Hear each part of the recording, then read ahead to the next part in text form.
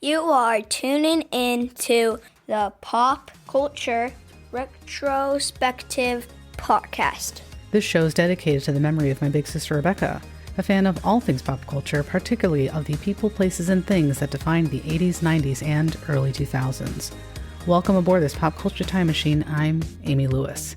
This is episode number 89, Faux Wood Memories, with four-peat guest, Jason Lady.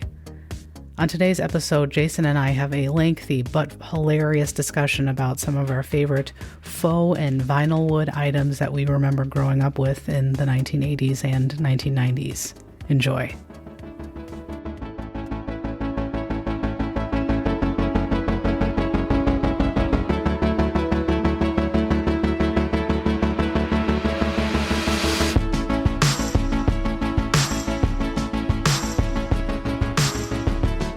Thank you, everybody, for tuning in once again to the Pop Culture Retrospective podcast. And once again, I am so grateful to be joined by now four-peat guest of the show, Jason Lady. So that's right. Jason, welcome back to the show.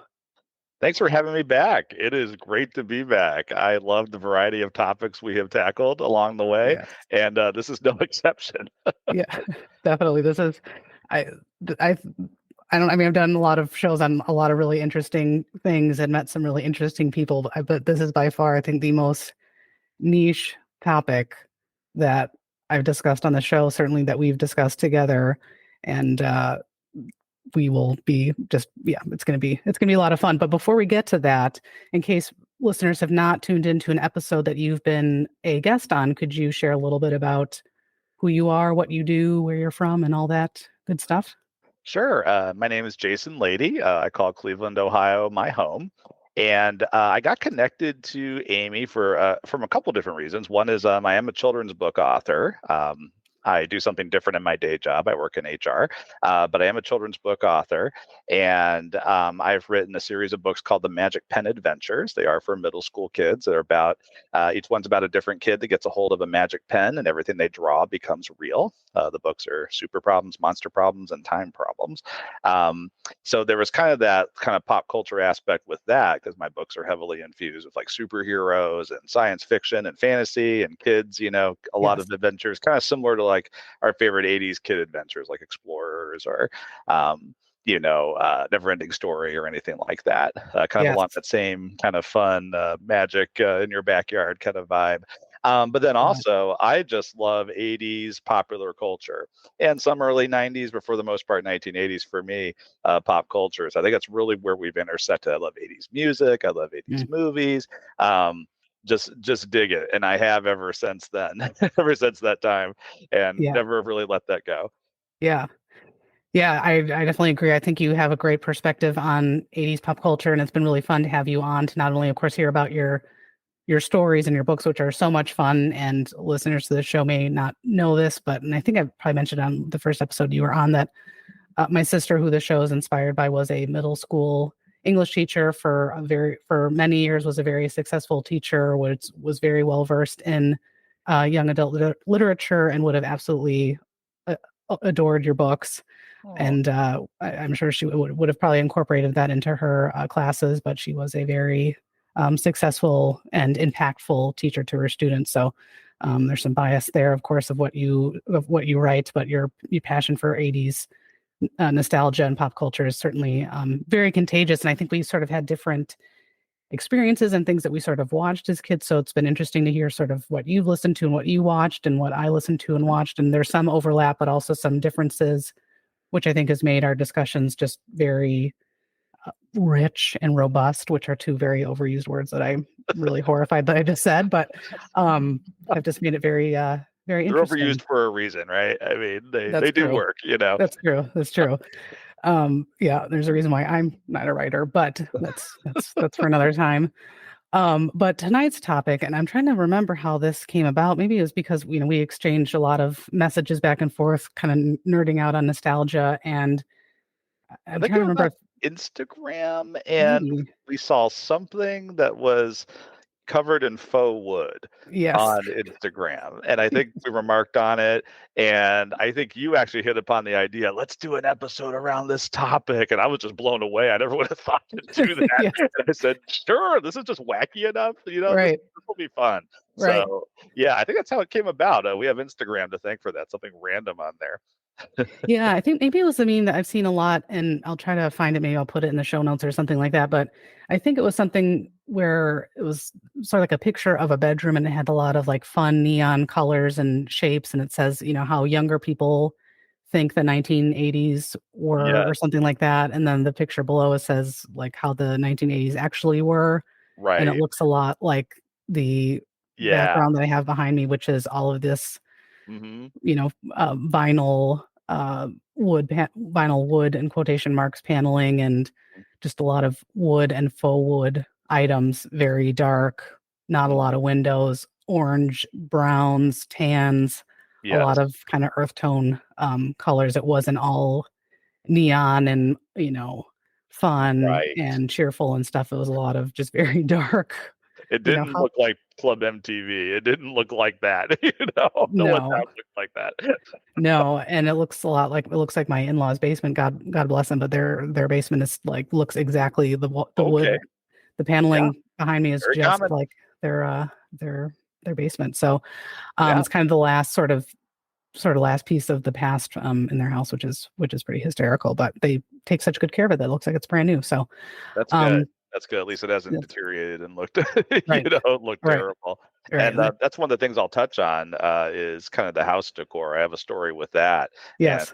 kind of what can be done with it as new people move into homes. But Oh, nice. yeah, yeah, Oh, awesome. Okay.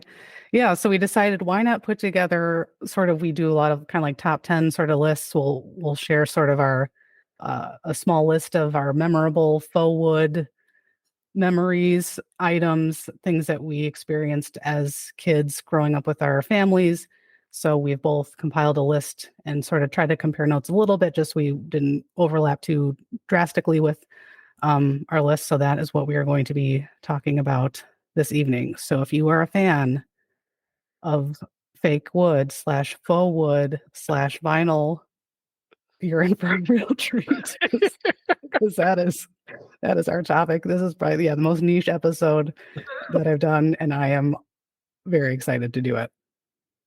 me Oh, too. This is going to be awesome, yeah, and quite a walk down memory lane. That is for yes, sure. It brought back a lot of memories thinking about yes. this. And the hint of probably secondhand smoke too, which is a big Oh, part of the 80s too. Getting of absorbed course. into the walls and the couches and carpets, a lot of fabric. A lot Secondhand of smoke, an episode of Dallas on the television, right, right. Life is good. Don't know the difference, so I mean, flashbacks life over is good. here. Yeah. Yeah, yeah.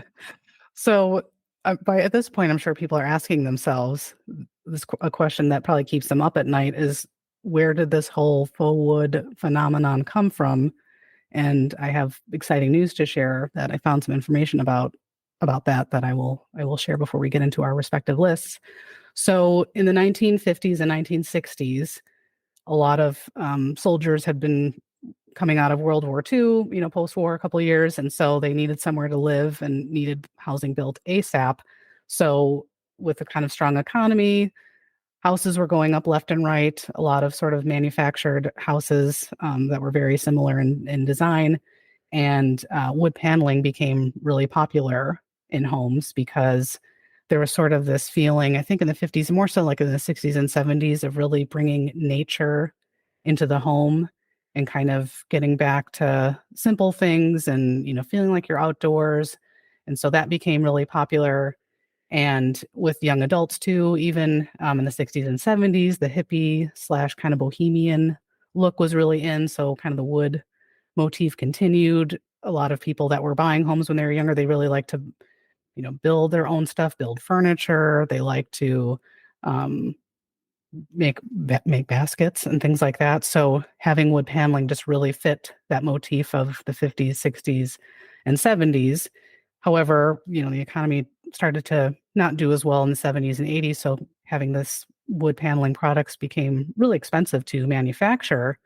But thankfully, there was a cheaper way to make these wood paneling wooden objects, and that was by the use of artificial faux vinyl wood. And so that sort of took off. And so I think it kind of started with wood paneling on walls and then eventually evolved into other household products, which we will talk about. Um, and I think not only did it take off because it was cheaper, but it was also more durable. I mean, these things will last forever. It doesn't need to be painted. It doesn't really have to be maintained. It's not like wood that's going to rot. If something's, has been manufactured pretty well, it's probably going to last for a while, which is why if you, have gone on a, house tour or something, maybe in the market to buy a house lately, maybe you've visited houses and in some of the rooms there may still have some of this infamous vinyl wood in quotation marks paneling on the walls. So, yeah. So it's been around for decades and decades, but there's kind of a story before it, which is, oh, nice real wood. Oh, let's move to faux wood. So that brings us to our list. So, yeah, our lists with a plural. So, Jason, I'll let you start with what is your first memory that you would like to share of faux wood? Sure. Well, thanks for the retrospective on where it Yeah. all came from. That is a huge mystery to younger people is like what what caused this, when Yeah. they walk into older houses or see older appliances or whatever. So no, that was a very interesting history. So I do appreciate that. Yeah. So my first memory with wood paneling, a lot of people will think about this when they think about faux wood, is cars, specifically my grandma's station wagon. My grandma who lived in Indiana for a long time, actually the whole time I knew her. Um, she lived in a little town called Cambridge City, Indiana, just over Hmm. the border from Ohio. And her and my grandpa lived there. And she had when I was a little kid, she had a station wagon that had Hmm. wood paneling down the sides, across the back, and I'm pretty That's sure on great. the inside too had like the fake wood accents. Oh, yeah, You I believe, know, yes, you're probably right. Yeah. dashboard and the doors, on the interior doors and stuff. Yep. Um, the parts of the car that weren't wood or fake wood were blue, and she called her car Little Blue, was Hmm. the name of the car. Um, my grandfather happened to have a red car that I don't remember having wood on it, and he called his car Big Red. So they had Big Red Oh, and Little Blue. So that's super digression. cute. Do you name your cars, Amy? Do you give your cars names? Because I do. Yeah. Probably inspired by them. I feel like I don't think I did as much as like a young adult, but I think once I became a parent, our Okay. kids like to name the cars. Gotcha. So You have yeah, the but excuse of kids. I just have the excuse of being immature, I guess. no, I know. I think that's awesome. I feel like maybe my mom did as when we were kids too. But yeah, like we drive Hyundais now, so my son is very focused on like the brand name of cars.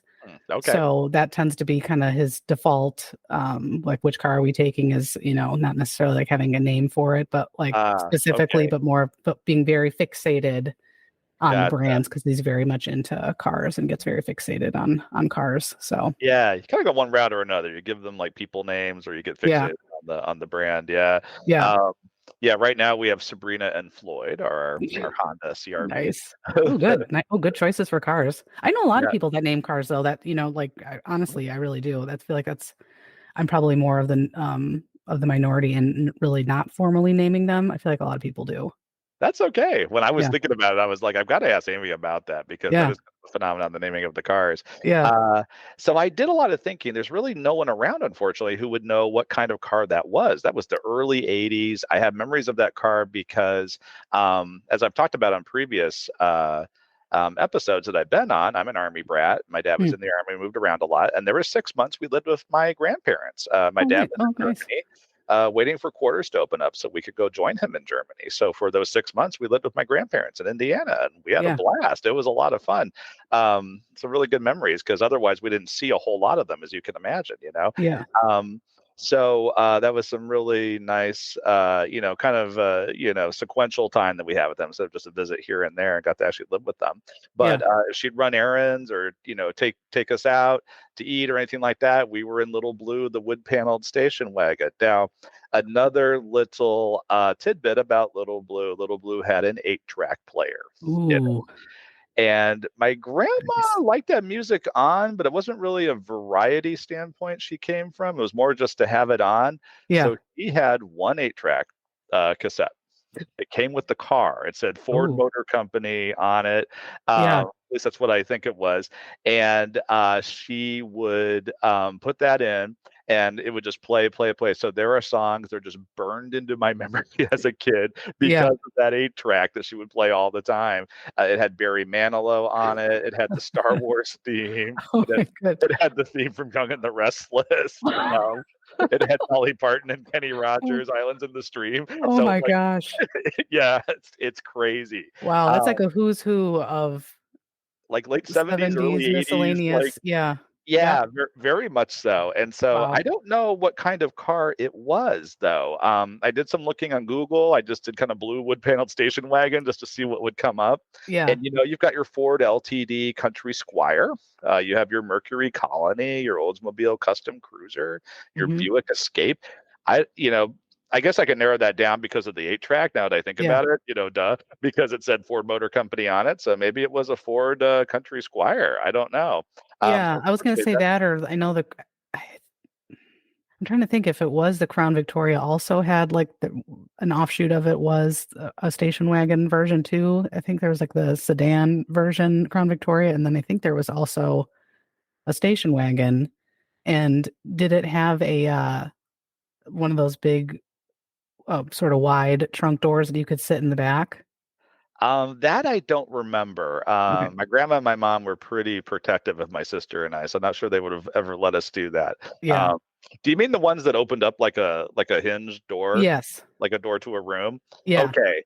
I it might have actually, because I have Yeah. no memories of it flipping up, straight up, like Yeah. we would think it would do nowadays. Right. Well, I think it would have been so heavy that it like Yeah, that door right. would have been so darn heavy The they had phone to do it would sideways. weight it down. Yeah. You would need like an APC, armored car kind of mechanism to make it go up, Right. right? Right. Because it weighed Jack the Price 5,000 of the car pounds. up. Yeah. Or God forbid it got like closed on your hand, or but Oh, I think yeah. I want to say the Crown Victoria, Okay. you had that kind of trunk. So maybe that might help to break, at least that may help narrow down the list. Maybe it's just by sort of the design of the trunk, if you can remember that. But that is too funny about the 8-track. That's Yes. super cute. Yeah. 8-track player, played the same 8-track all the time. Sometimes we Yeah. brought it indoors. We'll get into that later. Yeah. Brought it indoors to play in the house too.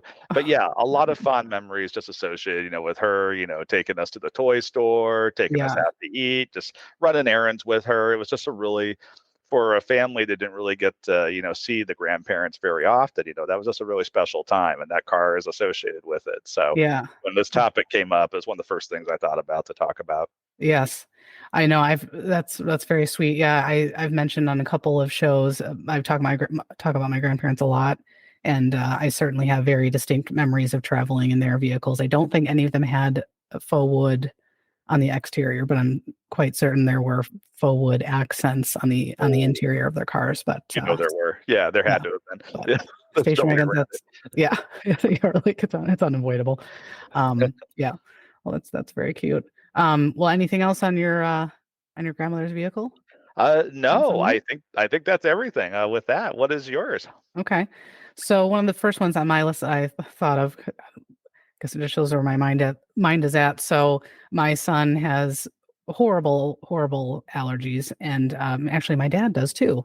And so growing up, my dad, and still to this day, I think it's gotten a little bit better, but so my dad has always had horrible allergies his whole life. So we had several tabletop portable filtration systems in our house that were had a faux wood surround, just to really class it up. And I just went down this unnecessary rabbit hole when I probably should have been doing other things, but I went down a filter rabbit hole, which was riveting. And I learned that HEPA filters became popular in the 70s and 80s as more Americans became concerned with air pollution. Mm. And part of this may have been due to the passage of the Clean Air Act in 1963. And this led to an air purifier boom. Oh, So, okay. Who knew? and my parents were really, ripe for all the timeline of all this stuff. And, Mhm. they bought their first home, I think, in 1977. And so they were prime for, this air purifier boom. And long story short, this HEPA filter thing came about because of World War II and learning about materials that could help ward off, soldiers getting ill from, horrible things. So, we learned that HEPA filters could filter out pollen, which my dad is horribly allergic to, animal dander, which my dad is horribly allergic to, dust, mold, and even smoke, which I'm sure, again, came in handy in the 70s and 80s when everybody was chain smoking in their Everybody faux was wood rooms. away. Yeah. Right. So I definitely just have very distinct memories, and it sounds like we both kind of have like photographic memories of some things that we can sort of envision in our heads. You riding in your grandma's car, and for me, I can remember sitting and watching, I don't know, Today's Special or whatever, something Rainbow Bright or something, and seeing, having this filter going off on the side of me. I'm sure, my parents were trying to do everything to help with my dad's allergies, and we convinced my dad to like get a dog, and we had a cat, so, which I'm sure was very uncomfortable for him. So perhaps that filter helped him a lot. So, and now my son, all these decades later, has a very big, loud filter in his room too, because he's always sneezing and coughing and uncomfortable. So, yeah, so they're, effective and sentimental. Who knew that you could be Right. a sentimental attachment to a faux wood air filter? Yeah. So, Of all things, right? Well, I'm Yeah. glad that was available to help them. And your parents were Yeah. like on the cutting edge, it sounds like, of a Yeah. health trend that was going on. Yeah. 1970s EPA driven Yep. environmental cleanup shout out. I live in Mhm. Cleveland, Ohio, the town where the river caught on fire and led to a lot of clean water legislation coming out. So you mentioned that. I was like, Oh. oh, yeah, where I Yeah. live was a significant part of that. And no one has let Cleveland forget that ever since. Every late Yeah. night talk show host is like, Cleveland river caught on fire, har, har, har. And it's like, Right. it happened so long ago at this point. Right. Let it go. Right. Yeah. But all that to say, I think that is I mean, we'll see this as we keep going, but Yeah. everything got that faux wood put on it, Yes. everything, because that was really unnecessary, right? That didn't have to have that on it, Right. but Exactly. that's what they thought was needed, I guess, to kind of like make it fit in with your house and class it up a little bit, like you said. Right. Well, and I think, my parents and probably, I'm sure our parents are maybe around the same age-ish. I think that they certainly were, I guess, I don't know if I would necessarily describe my parents as like hippies, but I think that a lot of baby boomers were very frugal because, their parents grew up during potentially the Great Depression, or their grandparents, were alive during that time. So Oh I yeah. feel like faux stuff was very frugal, it wasn't like really expensive, and it kind of was the style. And so I feel like, my parents were probably not going to spend $2,000 on some fancy, air purifier thing. And so, if they could find a cheaper one that had a fake wood surround, they would much rather do that, because they were Yeah. much more frugal than, like now we have like, Dyson air filters and stuff that cost an arm and a leg. That was not going to be my parents' bag. So if the, faux wood was going to be of a savings and blend in with the darkness, Right. their living room, might as well. So, Right. You won't even know it's there. It just blends right. into the wall. Exactly. Yeah. Looks like it's part of your table, Yeah. and you can set stuff on top of it and it won't seep into, won't seep into the filter. So, No, yeah. not at all. Not at So, all. yeah. So Cool. I think that's why a lot of this stuff is, on this list too, is again, because I think baby boomers were raised in this kind of a stereotype, but raised to be pretty frugal. And so if this stuff was made on the cheap, not Yeah. that my parents wanted to have cheap stuff, but Mhm. just trying to not overdo it, not live beyond their means. So I think that's why all of Right. a sudden this stuff just came like full circle and Yeah.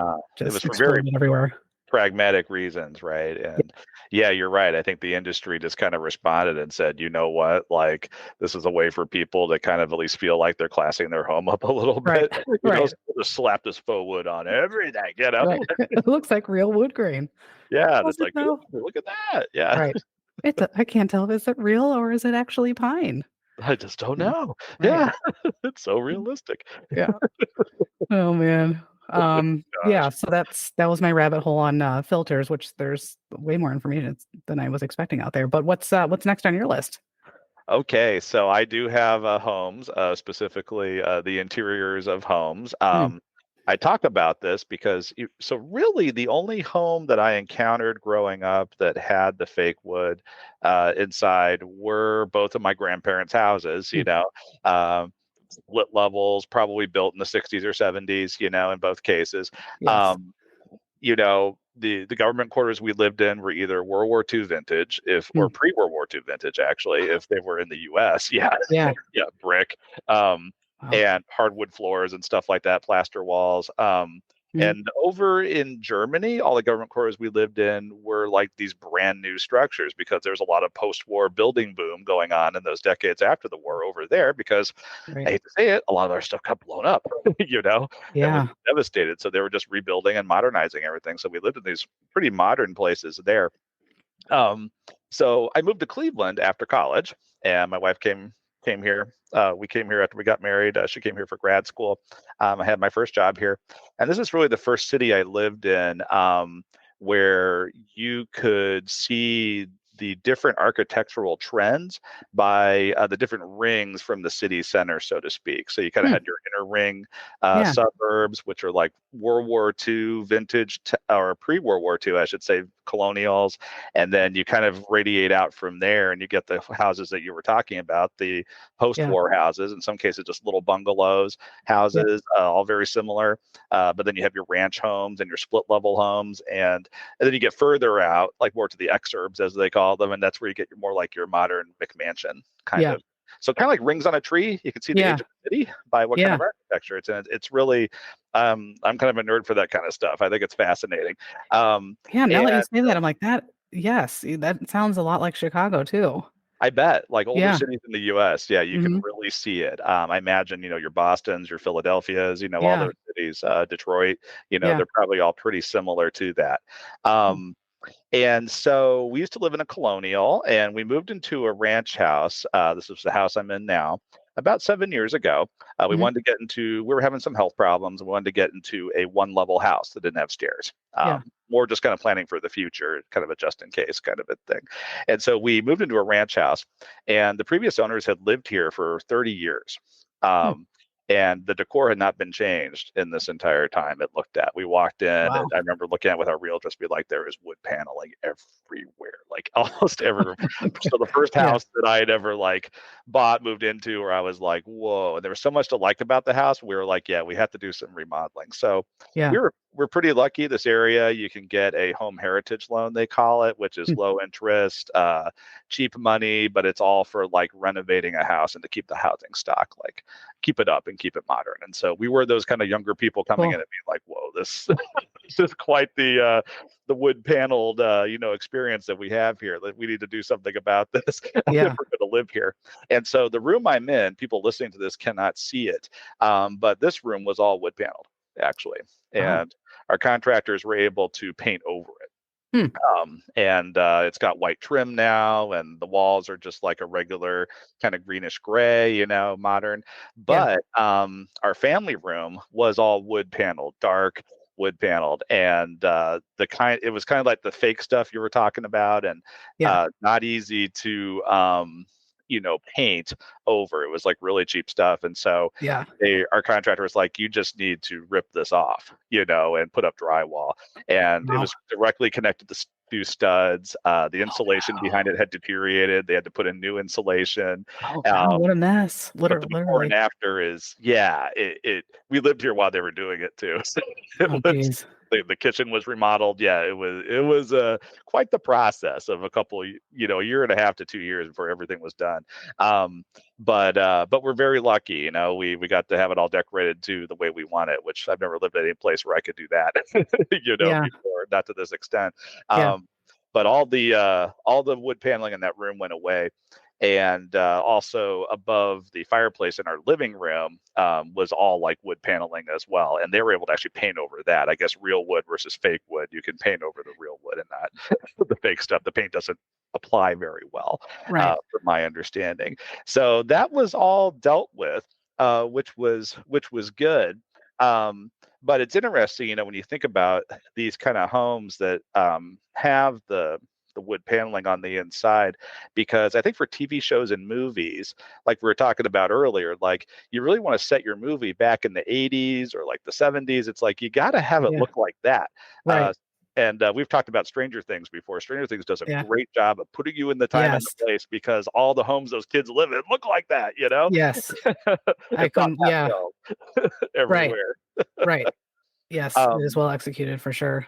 Yeah, absolutely. So, and along the way, as these renovations are being done, and as we saw kind of what the house looked like when we moved in, there's a few kind of little things that were faux wood that you wouldn't think of that actually exist or did exist. Outlet covers that look like faux wood to just blend in with that wooden wall, Perfect. or that fake wood wall. Light switch covers and light switches that just look wood, they just fit right in. This is the craziest one. So you're familiar with like track lighting, the lights that go along the ceiling. Yes. The sconces that kind of go around the light and kind of help like direct it and stuff. Yeah. Faux wood light sconces on the track lighting in the family room. I was just looking up at that. I remember just being like, "What? I didn't know that." Oh my God! And that would not help. I mean, it would make the light just very one directional. It wouldn't.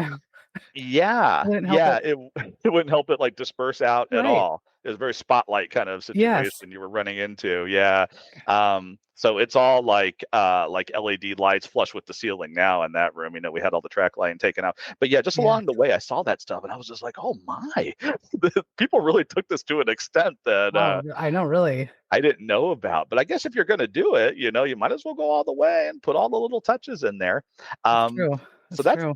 So really the home I live in now is my big experience of a wood paneled home on the inside. And definitely it was an experience. I have a little PowerPoint I made that has all the before and after pictures of the rooms. And it is mind boggling because the house is so much brighter and lighter now. And I heard that's a big reason why that trend has gone away, because like you said earlier, it makes the inside of a house very dark and very dour and very shadowy. And, the modern aesthetic is to be bright and open and all that kind of stuff. So it's really brightened our house up. We couldn't have left it that way. I don't think we would have bought the house if we couldn't have gotten the home heritage loan to actually deal with it.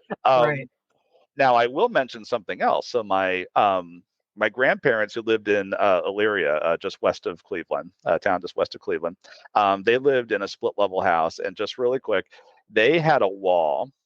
They had a wall made of what looked like cork, actually. If you can envision like cork. Yes. And there was a wall in their house that was cork, and it had inset into it diamond-shaped mirrors, like 5 of them in a geometric like pattern, inset into the wall. And I remember when I was in middle school, just thinking that was fascinating. I would just like look in those mirrors and be like, they're built into the wall. They're not even hanging there. They're part of the wall. And the wall's made of cork. Whoa, just never seen anything like it. It's a very 70s thing. Yes. That's one of my biggest memories of that house is just like the cork wall with the mirrors built in. Yeah. Right. And whose idea was like, here's what we should do. Is we got this huge wall. I say we slap some like faux cork up here. And I'm thinking an odd number of mirrors. We just kind of shove them in there. Yeah. And it's just going to really look elegant and make the room look bigger because there's mirrors built in the wall. Yeah, But I always thought that was a bogus like trend, like built in the mirror, to make the room look bigger. God. My grandparents' house, who I spent a lot of time at growing up because they only lived about 10 minutes away from us, it was a really great house. I would, if I lived in Illinois, and that house was for sale, I would buy it. But it had floor to ceiling mirrors that were probably like 5 foot wide by 8 feet tall, with a huge fireplace in the middle. But it was like huge mirrors that was like not necessary to like see into all corners of the house. It's like I don't want to like see my reflection eating popcorn while I'm like watching a movie. This is just no matter where you are in the room, you have to look at yourself. Exactly. It's Like, like oh, you're at the there's the side of the carnival. TV. We can see the reflection of the side of the TV and all the cords and the cable box. This is great. All the dust and all the crap that gets behind things. Yeah, it's like you can see all of it. Isn't that great? Yeah. Right. And four grandkids all putting their, dirty fingerprints on the mirror. My God, that was something special. That was interesting. They didn't design it that way. That's how the house came. But my God, that was really not Sure. necessary. And these Um, grandparents, it was a house they bought. I don't think that they designed it that way either. But yeah, yeah, just wild. And in our process of looking at homes around the Cleveland area, we just saw a lot of stuff kind of like that. Wood yeah, panel rooms, weird inset mirrors. A right. lot of family rooms and basement, rooms with a bar built in. That are just Yes, all wood, all around dark wood. You can see a bunch of men smoking cigars down there playing pool. right, I mean, right. It's like if the basement wasn't dark enough, let's right? put really dark wood Yeah. and really dark furniture and Yes. some wood paneling and make it even more dark and just Right. have like a faux wood dungeon. That sounds More dungeon-like. right. Yeah. That sounds lovely. Make it scary as possible. Yeah. Right. Yeah. I don't get it. I think there might be like an old country club or private club vibe they're going for there, old Maybe. school, but I'm just like, yeah, not me. Yeah. And the house I'm in now doesn't even have a basement, and I'm okay with that. Yeah. Same here. It's just just another space for my kids' crap to end up in. So I'm all set with having a Right. basement. So Another yeah. place that could possibly get flooded too if it rains So too much, so they that do too. avoid that. That too. That too. Yeah, yeah. That was all I was going to say about house stuff. Yeah. Yeah. What do you have next? So next on my list is something I think everybody had, whether themselves as a kid or, I'm sure their parents, especially if your parents were, came of age as parents in the 70s and 80s. They probably had a faux wood alarm clock, which was huge. And Oh yeah. my mom both of my parents worked, had busy work schedules that started early, and so they were very dependent on their alarm because as we all know, before having your iPhone to wake you up or your iPod to wake you up or your digital alarm clock. I had a CD alarm clock when I was in college that I really liked. Okay. You had to have a faux wood alarm clock. There Uh-huh. really wasn't a ton of options. So, and when I was looking at photos of these infamous alarm clocks, a lot of them were made by GE.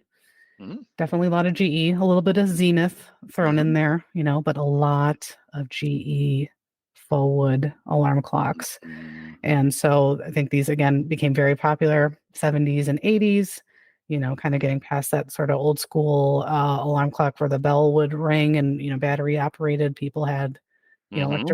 electrical alarm clocks, and you kind of had the option of either having the digital display, which I feel like was always red, Mm-hmm. or you could Never was another have color. Yeah. yeah, just to really, you better get up. Or you could have, I think people called it like the flashcard model where the numbers would flip, Oh yeah. instead. Which I feel like, Oh. yeah, which I Okay. totally forgot about, Yeah, me like too. the four would flap and then the five would appear. Just Before so digital displays were a thing, apparently. Yeah, that's what they right. did. Yeah, I mean, that just feels so antiquated, it's like, my Mm-hmm. God.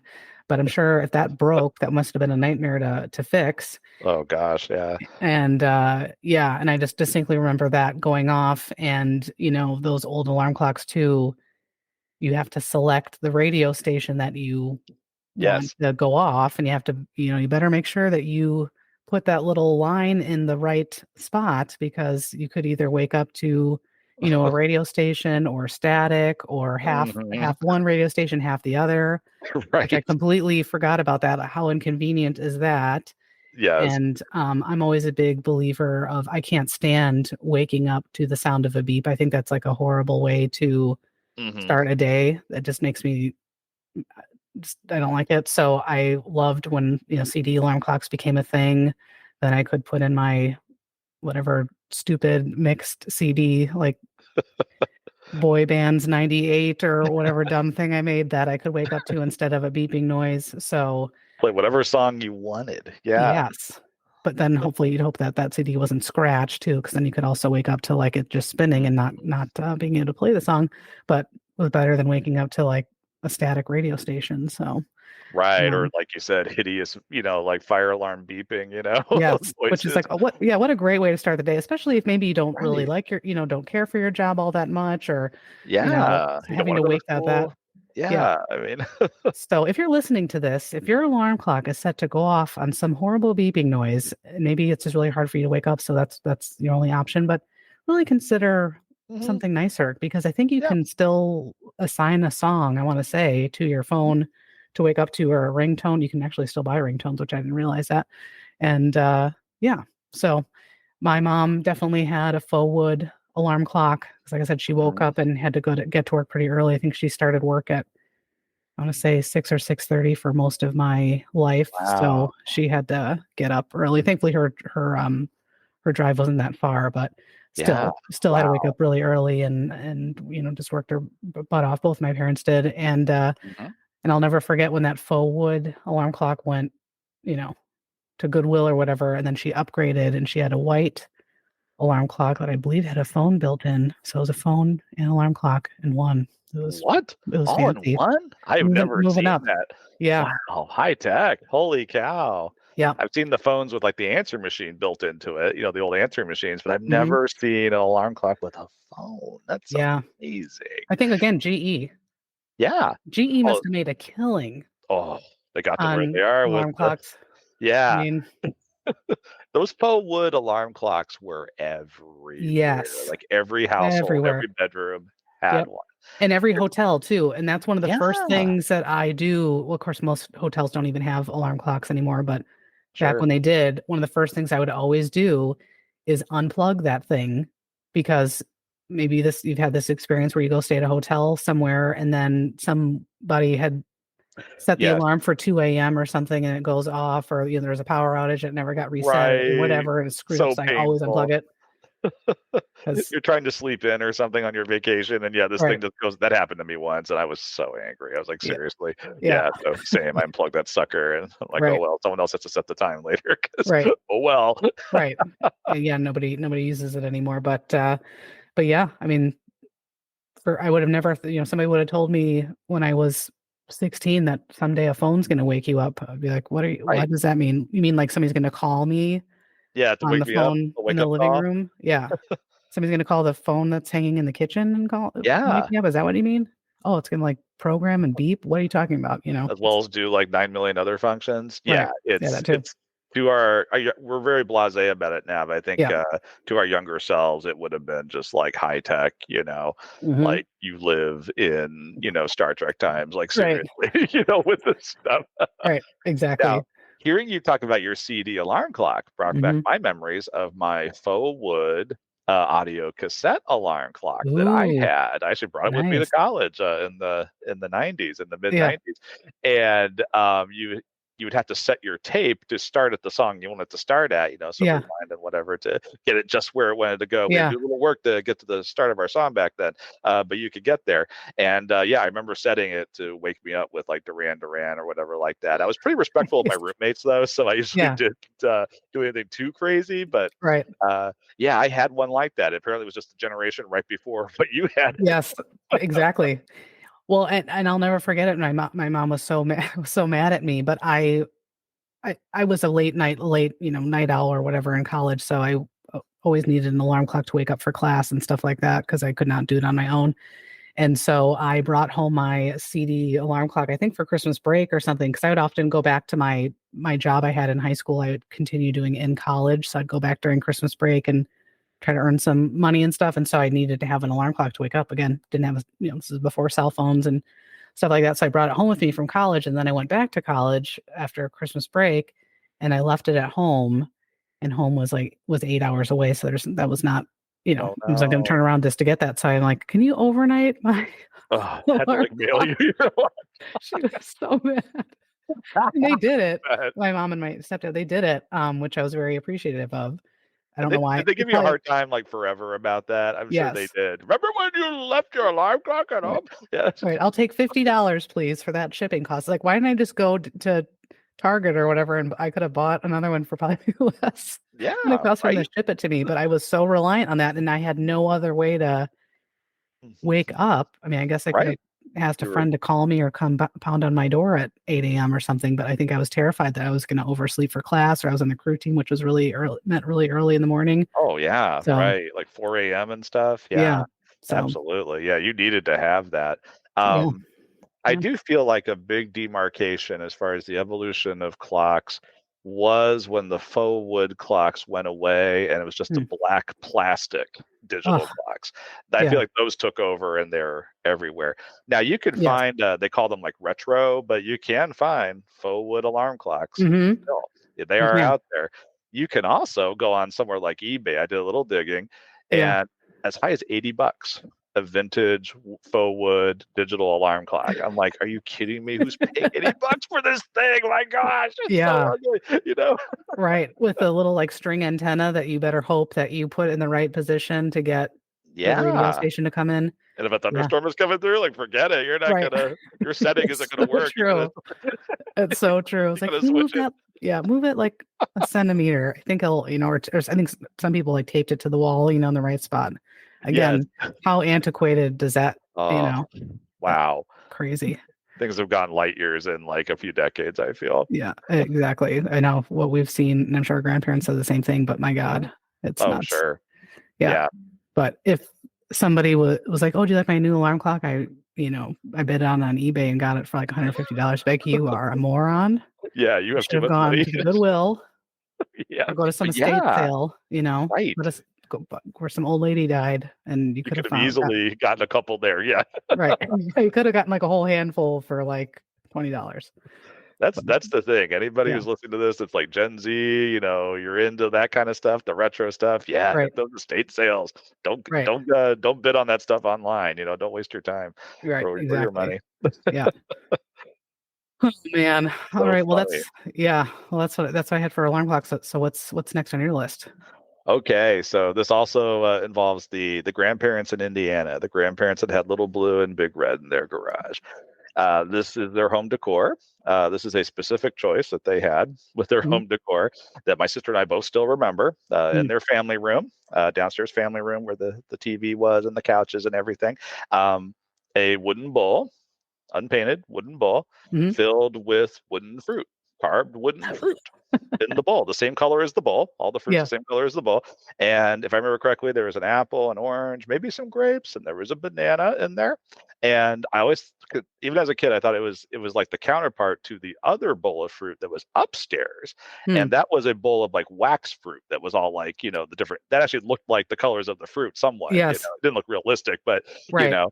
So you Like, had the bowl of the wax fruit upstairs, the bowl of the wood fruit downstairs.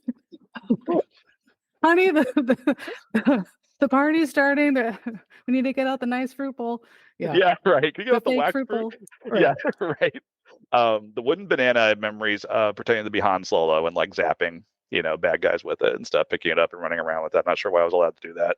Yeah. Pretty sure I did that when my grandma wasn't watching. I'm sure she would have been like, put that back. You're gonna That's my break it. that's my good fake fruit. Put it down. Yeah. Right. And even then I knew that the wood fruit was more durable than the wax fruit. I never touched the wax fruit. I knew like I'm not gonna play with that. Yeah.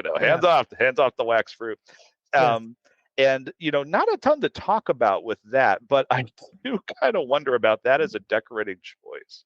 Mm-hmm. When did that stop? Was that our parents' generation where that stopped, where they were like, "Nah, I'm not doing it"? Was that really much like the greatest generation, the World War II generation? That was really their thing to do, is put out the bowls of fake fruit. Do you have any Yeah. memories of bowls of fake fruit? In Yes. your time? Yes, absolutely. Well, it's funny that you said that because I was like having this photographic memory. So I'm quite certain that my grandmother had wax fruit too, Okay. or the plastic, whatever. I'm trying to remember what material you said. Yeah. Like, was it like kind of a waxy sort of plasticky Hmm. fruit?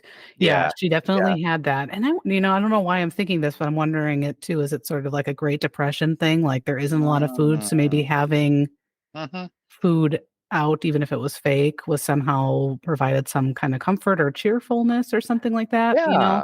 That might have But been it. yeah, because I know when you're trying to sell a house, that it's suggested that if you put out like fresh flowers or fresh fruit, Mhm. it sort of like sends this Sure. message of like just comfort and fresh and whatever. Yeah. So I wonder if that maybe had something to do with it. And yeah, but my grandma definitely had wax fruit for sure. Okay, so that For was a sure. thing, and I Yeah. like your theory about that, like why that was a thing.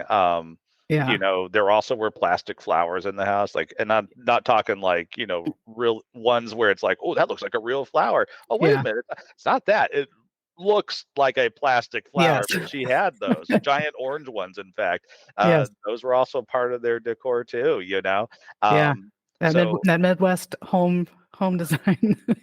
very much so. You This know. was small town Indiana, Yeah. and they were people from that generation. So yeah, Hmm. that's what they had. But yeah, I remember asking my sister, when I was preparing to do this. So, do you remember the bowl of wooden fruit? She's like, oh yeah, I Yeah. remember that. We spent a lot of time. They had cable, so we spent a lot of time like watching, MTV and stuff, and Yeah. TV shows. A lot of our '80s TV watching, in fact, was in that 6-month period we lived with them. We got a lot in those Hmm. 6 months. So we were in that room with the wooden fruit bowl. So it was always there, a companion, if you will. Right. Oh man. Did your grandparents also have like potpourri in their bathrooms? Um, I don't remember potpourri. I'll have to ask my sister if she remembers Yeah. potpourri. They did have carpeted bathrooms though in that house. There were Yes. carpets in the bathroom floors, Uh-huh. which I look back on with horror. So gross. I know. Same with my grandparents. And there was one area of the bathroom that was, carpeted. So you got Yeah. experience with the potpourri in the Yes. bathrooms, kind of to make the air smell fresh, I'm assuming.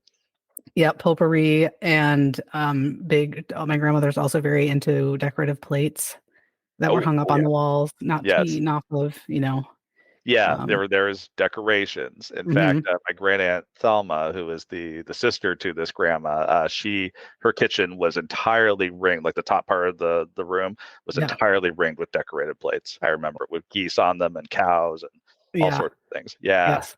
had Well, a my huge my collection. I gotta love, oh, don't touch my geese plates, kids. My grandma had, Shirley Temple plates. She's a big Shirley Mm, Temple fan, so, there you go. mhm. There you go. Which is just so Um, funny. I can't imagine, could you cool. imagine, like, walking into your friend's house today and they have, like, a bunch of random fancy plates hanging up on the Oh, wall? I'd be like, I love the bowl of wax "Take care, fruit. it's been nice knowing you." Yeah, and then they have a bowl of Probably. extra, be like, I'd be I don't like, know "Are what's you wrong." okay? Right. Did you sustain a head injury this past week and Right, did some decorating? Because this is not like you." Yeah. right. Are Something's they not all right here. right? Tom, something's wrong with Tom. I think we're gonna take a little break, from Yes. hanging out. He's Let's got sit down, plates. have an intervention. Yeah. Right. And been precious moments, so I think we gotta go, and, it's been nice. You take care. Yeah, Another great estate sale find. You could find all the above at any estate sale, I think. You could go that's out there true. and still find that stuff or the Goodwill. Yeah. Yeah, exactly. Oh, man. What's your next Oh, one? God. My next one is the infamous that I'm sure everybody listening to the show, if they're our age or older, had in their own home or, parents had, was the infamous faux wood TV case or entertainment center, which Oh, I yeah. think we had many, many, many of those in various wood, quote unquote, finishes. Yes. But again, went down an unnecessary rabbit hole a little bit with some of this stuff because I am just nerd out on all this kind of stuff. And there's a book now that I found I need to read about the history of like TV design, but that's for Ooh, another time. that sounds Um, interesting. Okay. yeah. So back before TVs were standalone objects like they are now, like light enough to set on top of a table or whatever, they were of course much heavier and needed to go somewhere. Oh, yeah. Yeah. Need a Yeah. forklift to move those Right. things. Like when it got dropped on my mom's toe and she had to go to the emergency room. Oh, True oh, story. oh, your poor mom. Um, Ow. yeah, yeah, Oh exactly. gosh. Yeah. So in the 50s and 60s, some TVs were kind of cool. I saw some pictures. Some of them had a mid-century modern design. They were sort of unique pieces of art and sort of like a Mhm. circular shape and different colors, which was a lot of fun. And then if people weren't buying those, some TV sets were built into ornate wooden surrounds or cabinets, like made out of actual hard wood, which was Wow. really pretty. But, you Mm. know, once the TV breaks and you have this really heavy cabinet with a TV in it, what are you going to do? And by the time that probably died, the TV's obsolete. So it's not like you're going to swap it out. So now you have this huge cabinet. So I think this is where the whole Mhm. faux wood again came in to play because it's cheaper, Yep. it's lighter, it's you're not going to have to paint it, Mhm. or it's not going to chip in the same way that wood is. Right. So Don't have to worry about definitely getting it wet. right. Yeah. Yeah, exactly. So we had a TV that was built into a cabinet, which was actually pretty. It was actually hardwood. It was actually quite nice. But I've told the story many times on the podcast where the TV inevitably broke, and my dad and my grandfather was very handy, took the TV out and Mm. put it on the side of the road or whatever, and actually turned the cabinet into like a dry bar. Awesome. I So love it. it's There's just probably a YouTube video on how to do that now, right. Oh, exactly, That's exactly. amazing. Yeah, but it was really good hard wood. But that was, I think that sort of went out in sort of the probably about the 80s, I think, when the whole people realized, like, again, this Mm. TV is now dead and broken. What are we gonna do with this cabinet? Now we have this 5,000 pound cabinet TV. So Right. let's go faux. And so TVs started becoming cheaper to buy. So people bought more TVs and they needed somewhere to put them. So they needed to go somewhere. And so why not put them into a ginormous entertainment center? Yeah. Or some TVs you could do double duty. You could buy a TV that had a faux wood surround, like we talked about earlier with like the filtration systems and stuff, is slap on a faux wood surround around your Sony Trinitron TV. And then you can also put it into a faux wood entertainment center. Yeah. And I distinctly remember my parents got divorced in the early 1990s. And so my dad moved into a different place, and he bought a humongous, sizable wall entertainment center. I don't know how long that took him and probably my grandfather to put together Mm. a friggin' week, because it was humongous and had a Wow. ton of shelves, and it was kind of like pine, I think, like kind of like a pine color, and he had that thing forever, and it could hold a huge tube TV. So each time he kind of upgraded his tube TV until flat screens became a thing that was there. But that thing must have been a nightmare to put together, a nightmare to take apart. Like Eh, IKEA furniture times 1,000, Yes, it was huge. I don't even know how he ever moved it. But I distinctly remember just like seeing this huge, because my dad's a very avid reader, so he's got books everywhere and CDs and tapes and all Mhm. kinds of crap on his bookcase. And yeah, I think he was probably one of the last people, I think, in our family that had a faux wood entertainment center that I can think of. But I know my mom did too. Mhm. Um, Okay. yeah, Was but all his stereo equipment in it yes, too? Okay, you gotta have the stereo equipment yeah, alongside the television, like, it's all in there together. yes. Yeah. I think my dad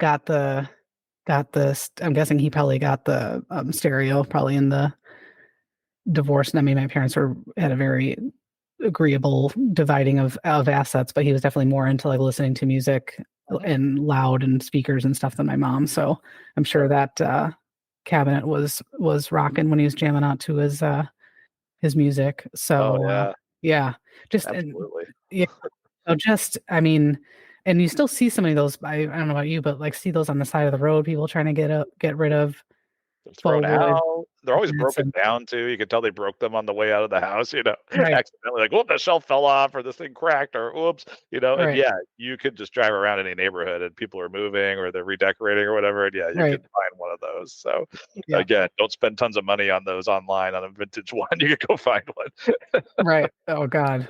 Oh, and then some come with like a built-in um places to put CDs, a little slot to put in the Yeah. VCR. Lots for your VHS tapes, you Yes. know? Oh, Yep. yeah, and some of those are so tacky, oh my gosh, some of them Yes. are just so, like, yeah. Right. Or had glass doors, which Yeah. fingerprints, dust. I mean, just like the wax fruit is, I mean, my grandparents were immaculately clean, but I'm quite Yeah, mine certain too. would appear on those wax. Um, Yeah, one more thing to clean. I've never gotten the point of that, the glass door. Like, what do you need the glass door for exactly? right. Like, what are you trying to keep out or keep in that's going to need a door, Right. to solve the problem, you know? Right. With a Um, magnet to get your yeah, it's always a magnet, and you gotta kinda hook your finger in there and kinda, right. pull it out. Yeah, it's Right. really awkward. Yeah. But you and I communicated on Instagram about the old wood console TVs, Yes. and, I've never actually seen this, I don't think, in person, but I've heard of this happening where, like you said, the TV dies, and it's in this giant wood console on the floor, and Mhm.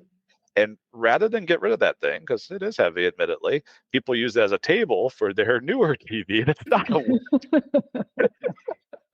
so you Oh have my a dead God. TV being used as Wow. a table for a modern television on top of Oh, it. that's hysterical. Oh my I've God, heard that's of this awesome. happening. I'm like, that, oh my word. Like, I don't think, yeah, I can't imagine doing that. That would be terrible. Right.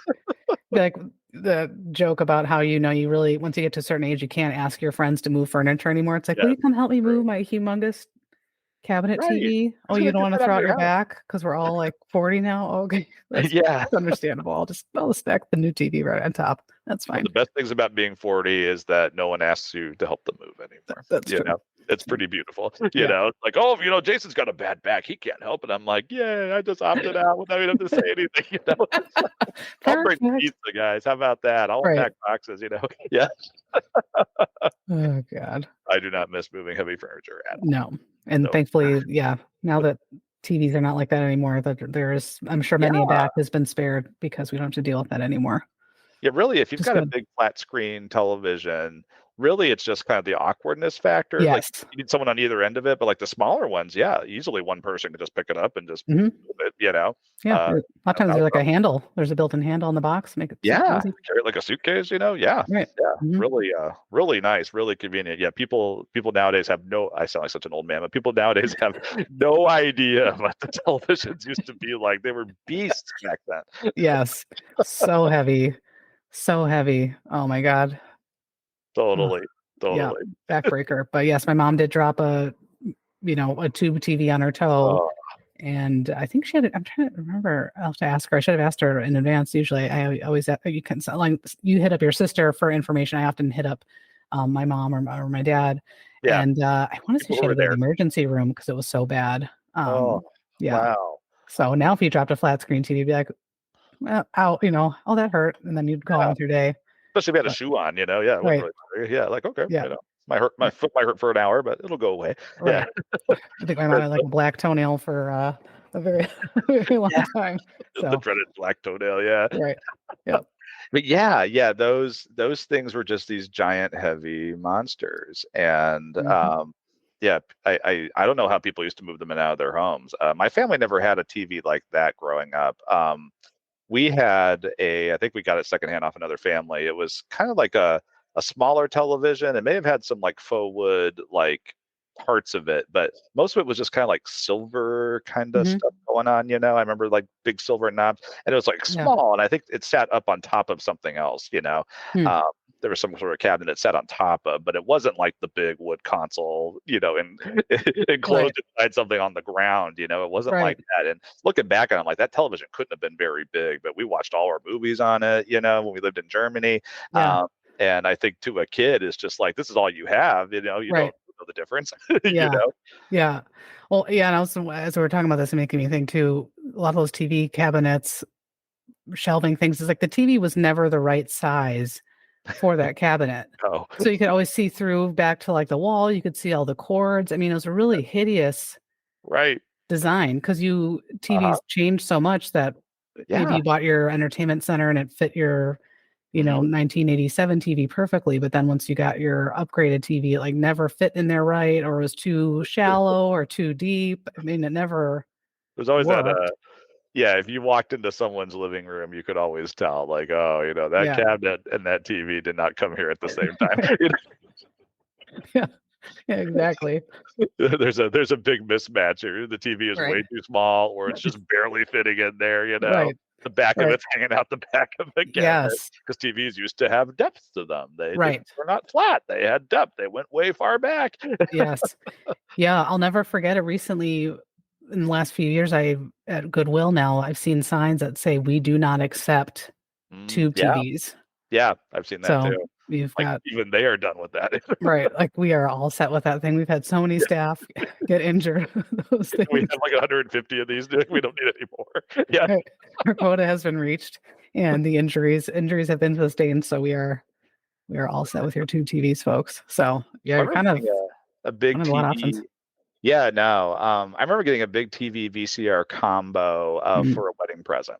Um, And I remember that thing had built-in handles where you actually could pick it up and move Yes. it around. But I remember with that television, we had it for a long time, and it got to the point where like it didn't have enough connections on the back to do what we needed to do with it anymore.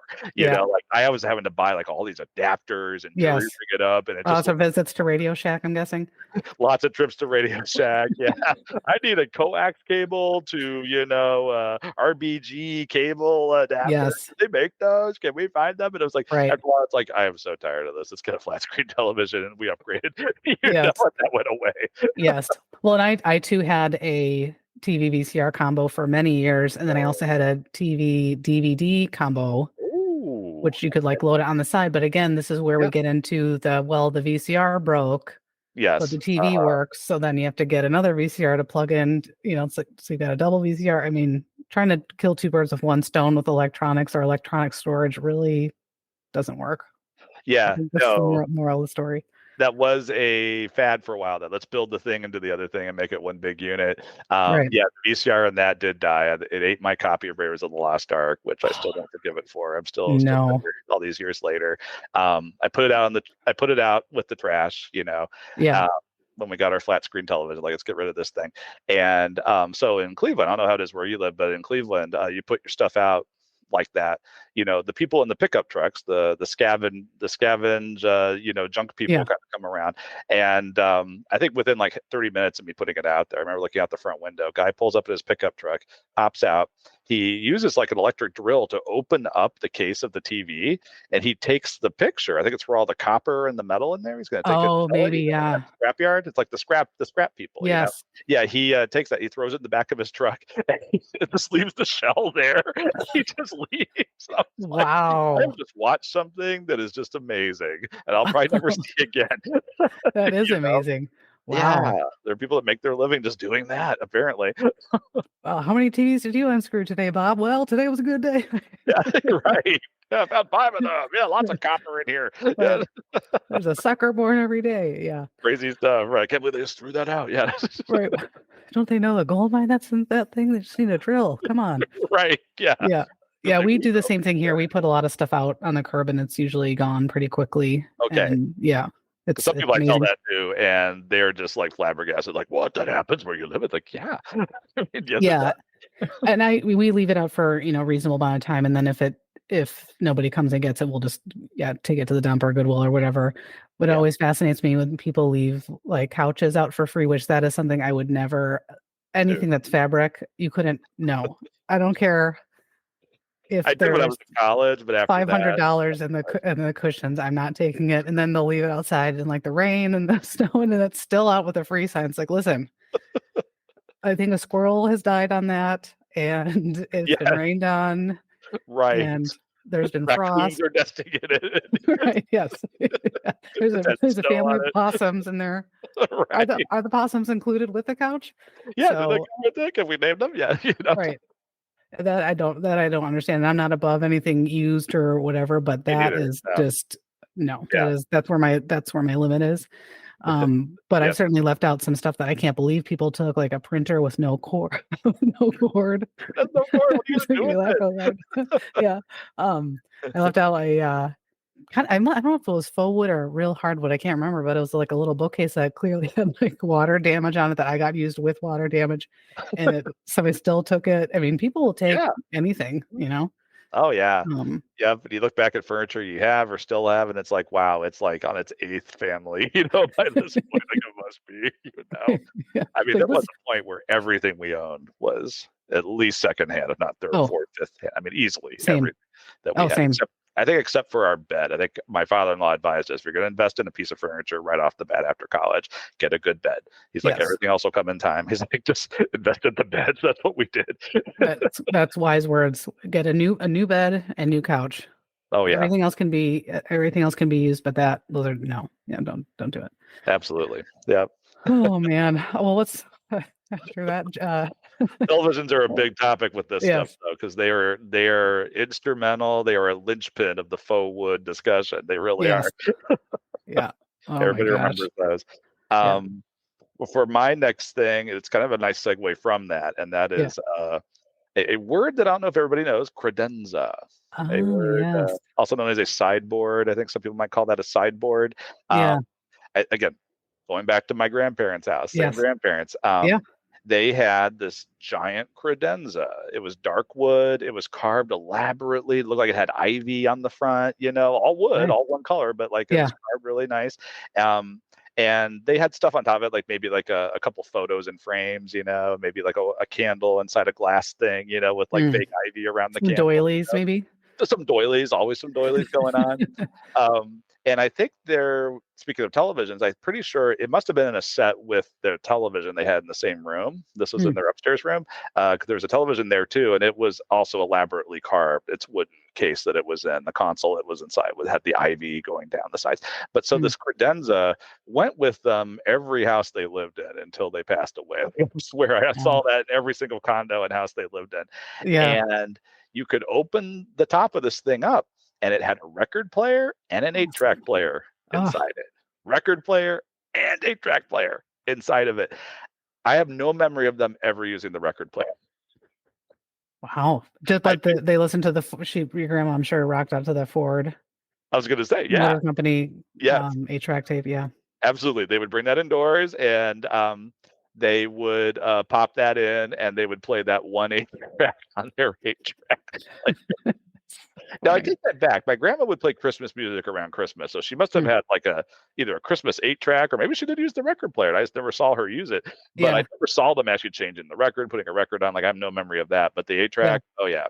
And so this credenza, similar to the TVs that you talked about, it must have been 500 pounds, like a ton, like a couple tons. People move their furniture back then. Yeah, I mean, movers back then were just like monsters. They must have been all so. Yeah, to move that.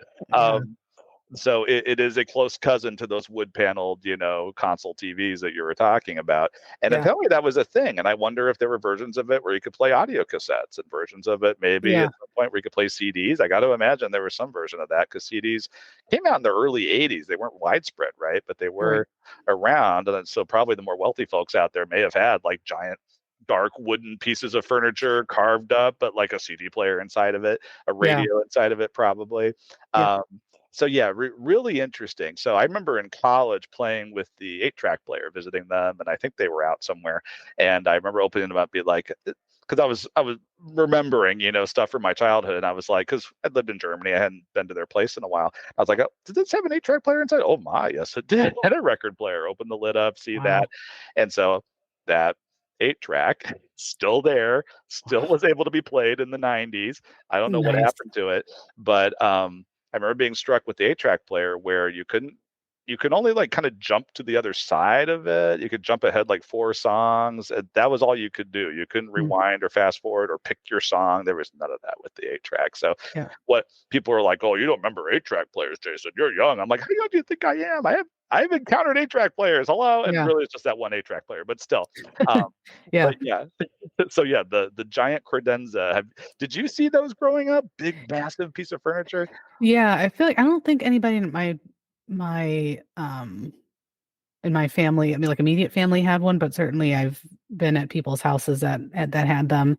But I could see where that would be really nice for a record player, because records are so fragile. I think having it contained in something so that it wouldn't get like scratched, or having it out in the open, I think that's actually a pretty genius way to sort of protect it. Kind of encase it all. I mean, it did have storage for like, your media. You could put stuff inside of it. So I got to imagine, you could line up your records inside of it, and there's no risk of the kids like getting into it or anything, Yeah, really.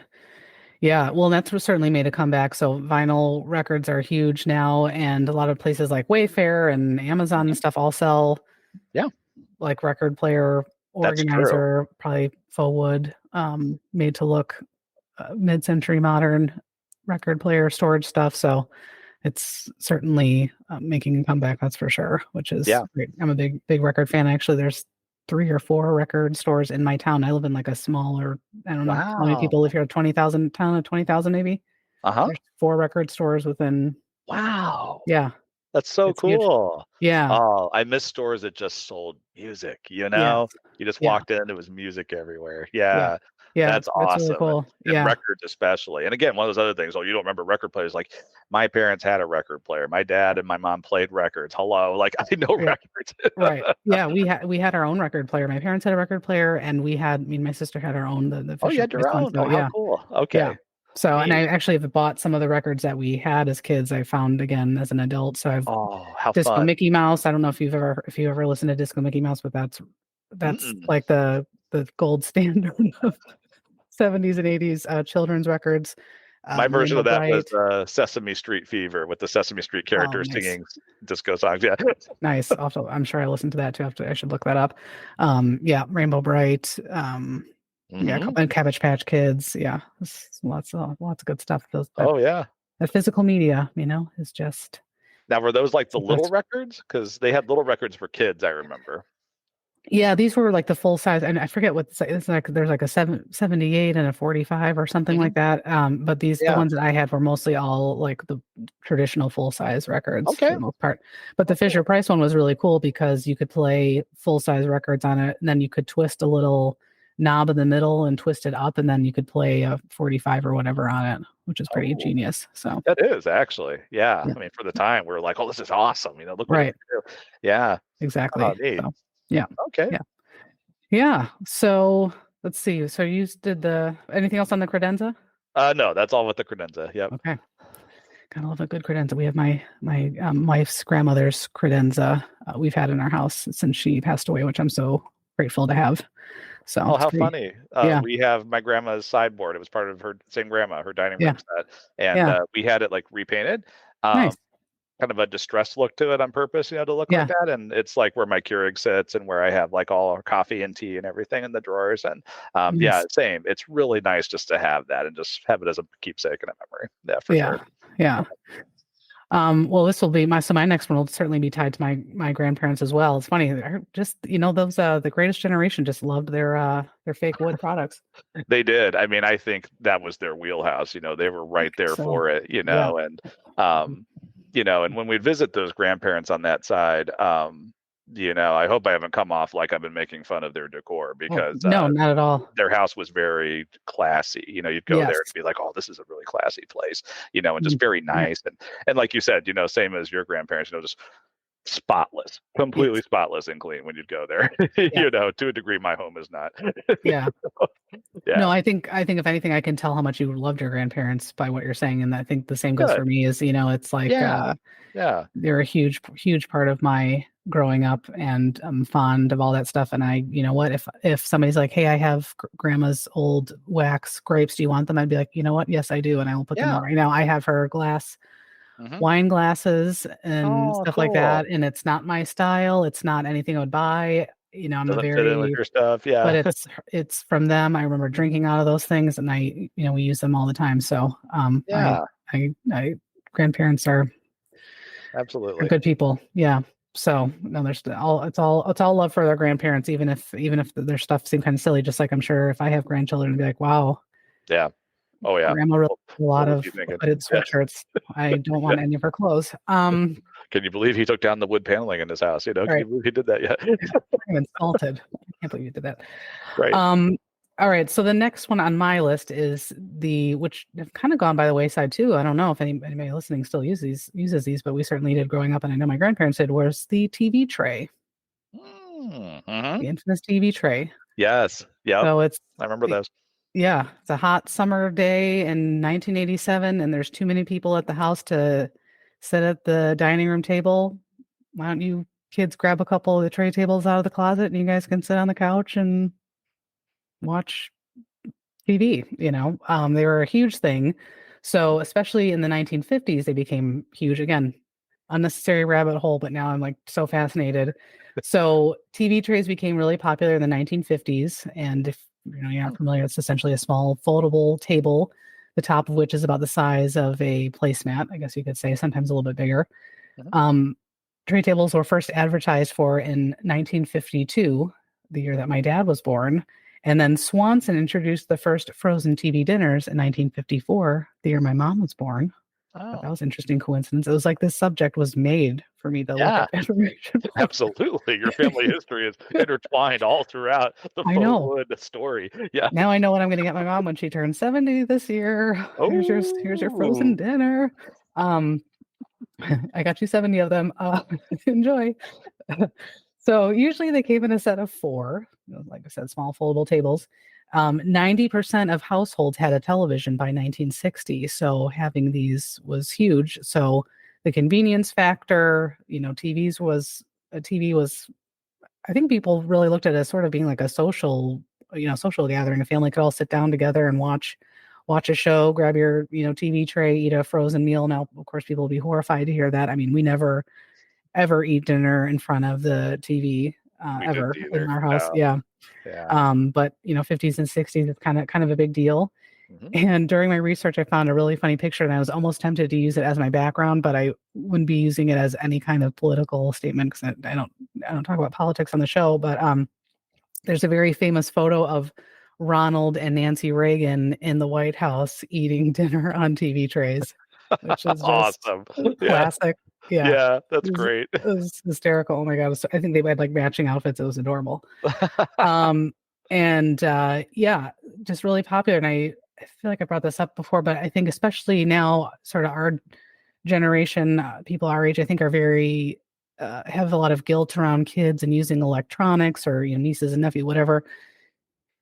There was so much that like facilitated TV watching in the 60s, 70s, 80s, and TV trays are like right up there that I think didn't phase any parents back then. Mhm. Is TVs sort of, there's this joke about TVs being babysitters, which they really were. It's like we'll just plop the kids in front of Sesame Street for an hour and I'll get the laundry done, or they can watch a movie with their TV tray. It's like now all that stuff is so, be so horrifying. Or if you posted like, here's me, my kids eating dinner, if you Right. post a picture of them eating dinner on a TV tray, frozen meal, watching TV, you'd get, hateful, Mhm. judgmental comments, but there's so much that Sure.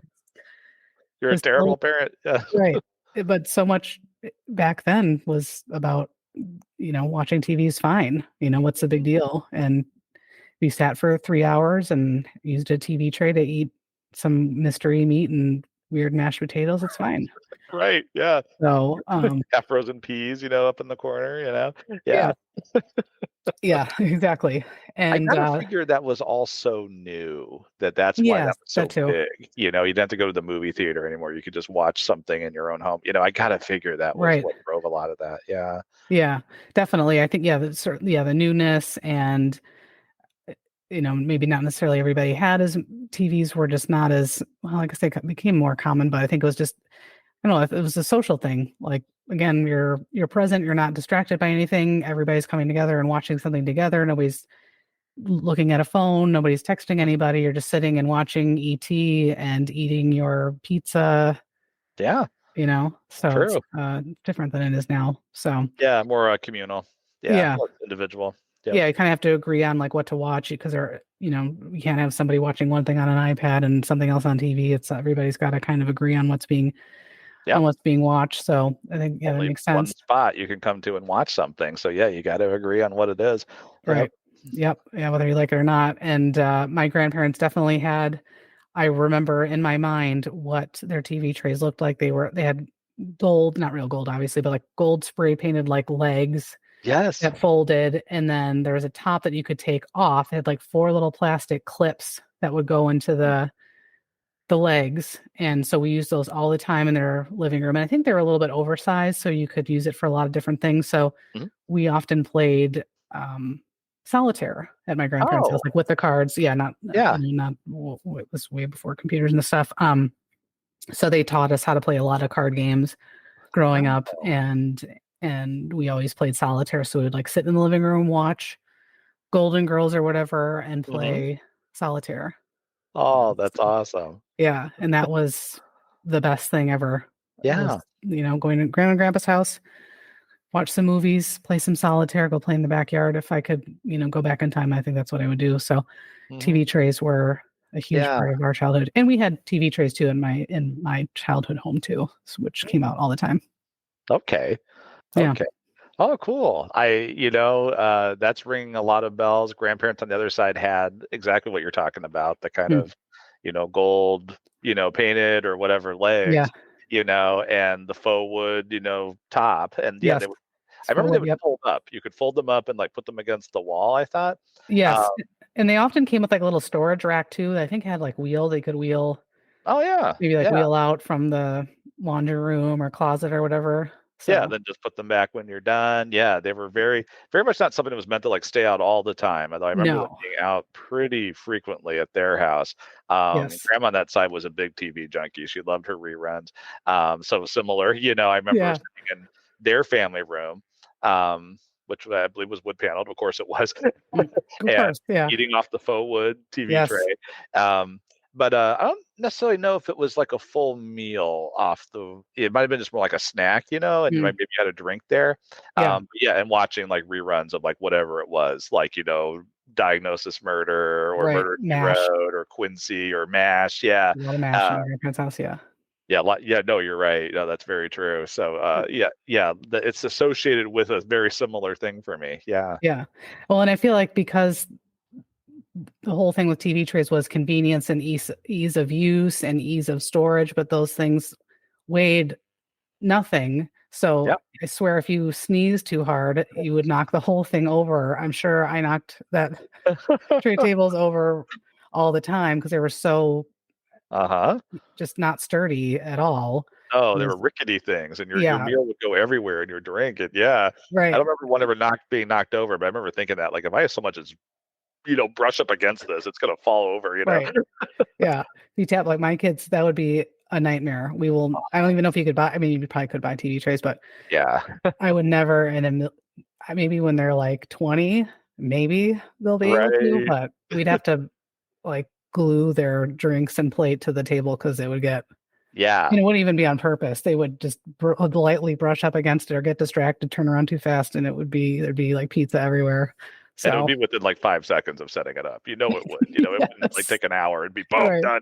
right, exactly. Oh, I can't wait to just have a nice, relaxing meal and Yeah. watch this Watch a movie. show. Yeah. Like, nope. Yeah. So I can't even imagine now either just No. the thought of like, oh, I would like to sit down and eat my dinner with a TV tray and watch TV. It's like I don't really feel like doing that. I don't know anybody that it's like making me laugh, right? 'Cause I'm like getting tired and getting silly, but it's like I don't know anybody that owns TV trays. Yeah, if there's a version of that I've seen in the past like 20 years, it's like a version where like a new thing you can buy in a store. Yeah. It's more like something where you can sit in your chair or your couch and you put it on your lap. Yeah. And it's kind of set up so it has like things on the side that kind of hook around your legs so it won't like go around like move around too much. Yeah. And it might have like a little cup holder built into it. I've Yeah. seen those kind of things. I think a lot of elderly people use those, Yeah. while they're watching TV. I don't know anybody like that uses one though. Right. There might be But some homes where it's in a closet somewhere, but yeah. right, collecting dust, which again, if you like showed up at your friend's house planning to have dinner, like, well, everybody, we're actually not going to eat at the table tonight. We're going to eat on TV trays. But Woo! I, Yeah. I gotta go. Yeah, another sign where maybe our friendship is not meant to be. Yeah, this is really uncomfortable, and I'm really terrified. I'm going to knock over this pasta and stain their couch. So I think I'm just going to go. It's not worth the stress. Yeah. Right. Well, I Exactly. gotta say, my wife and I don't have kids, so there are once in a while we'll watch a movie while we eat dinner or something Yeah. like that, Yeah. and not very often, but we will. And I just kind of hold my plate like while I eat, and then I put it on the end table while I'm done. Like I don't like have a Right. TV tray. I don't feel the need to have one. I don't know why, That's so true. That's a really good point. I never. but I don't back in think the day, they didn't want to hold the plate apparently. I guess not. Yeah, I don't think I've in the yeah. I don't think I've ever been holding like a bowl of popcorn and thought to myself, you know what? If only I had it. If only, yeah. And maybe God, end why didn't we tables buy weren't a this? thing. Maybe that was part of the problem. Like you didn't have an end Hey, table to put the thing on. I don't know, but yeah, yeah, a fad that's gone by for sure. Yeah. yeah. R.I.P. Never forget. Hashtag Never, never forget. Yeah. yeah, exactly. Oh God. And how many people got? And I think my in-laws gave us their TV trays that they got as a wedding gift. They got Oh, married in 1973, and probably 10 years ago nice. they gave us their TV trays. We're like, okay, that's kind of cool because we both were raised on TV trays, but I think we never used them once. No. And then we, yeah. Had no need for them. Yeah. It never crossed my mind like, oh, if only it's right. filling a hole that I did not know needed to be filled. Yeah. Right. We have two extra people. We have 2 people coming and 10 people coming and we only have 8 chairs. So well, yeah, it's the overflow dining area. Yes, like totally overflow. So funny. Yeah. Like I put a leaf in my table and expand it is what I do. Right. I don't like get out the TV trays and be like, okay, you two have to eat over there. Who should we demote to TV trays? Who's the youngest here? Yeah. Yes. There's no kids around. You pick the youngest adult. Be like, okay, you gotta go use those. You're young. You're flexible. You can handle it. Yeah. Right. You're not gonna lose your balance and knock it over. Right. You won't lurch into it like I will with my middle-aged self. Yeah. Right. Oh God. If you were ever demoted to using a tray table at a family gathering, email me at Amy. Oh God, that's too funny. Oh yeah, we do want to hear the story. Yeah, if that did happen. Yeah. Yeah, really. I do want to hear it. So Amy at popcultureretrospective.com. All right. Well, what's next on your list? Your most notable option, your most notable item on the list? Yeah, this is other than my honorable mentions. This is my last one. This is something that we saw a picture of on Instagram. I think you shared it maybe, or I shared it, and one of us commented on it. Yeah. And you had to remind me actually, hey Jason, you wanted to include that in your list, and I was like, oh yeah, I forgot about it. So I appreciate you bringing it up because I almost did forget about it. Faux wood tape holders, specifically holding your VHS and audio cassettes. This was an item that maybe had 2 or 3 drawers in it, and the drawers pulled out, and it had a faux wood front, top, back, sides, everything.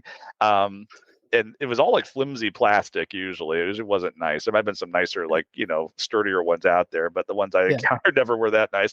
But yeah, usually 3 drawers, you'd pull them out, usually black plastic on the inside. They didn't do much to decorate the inside.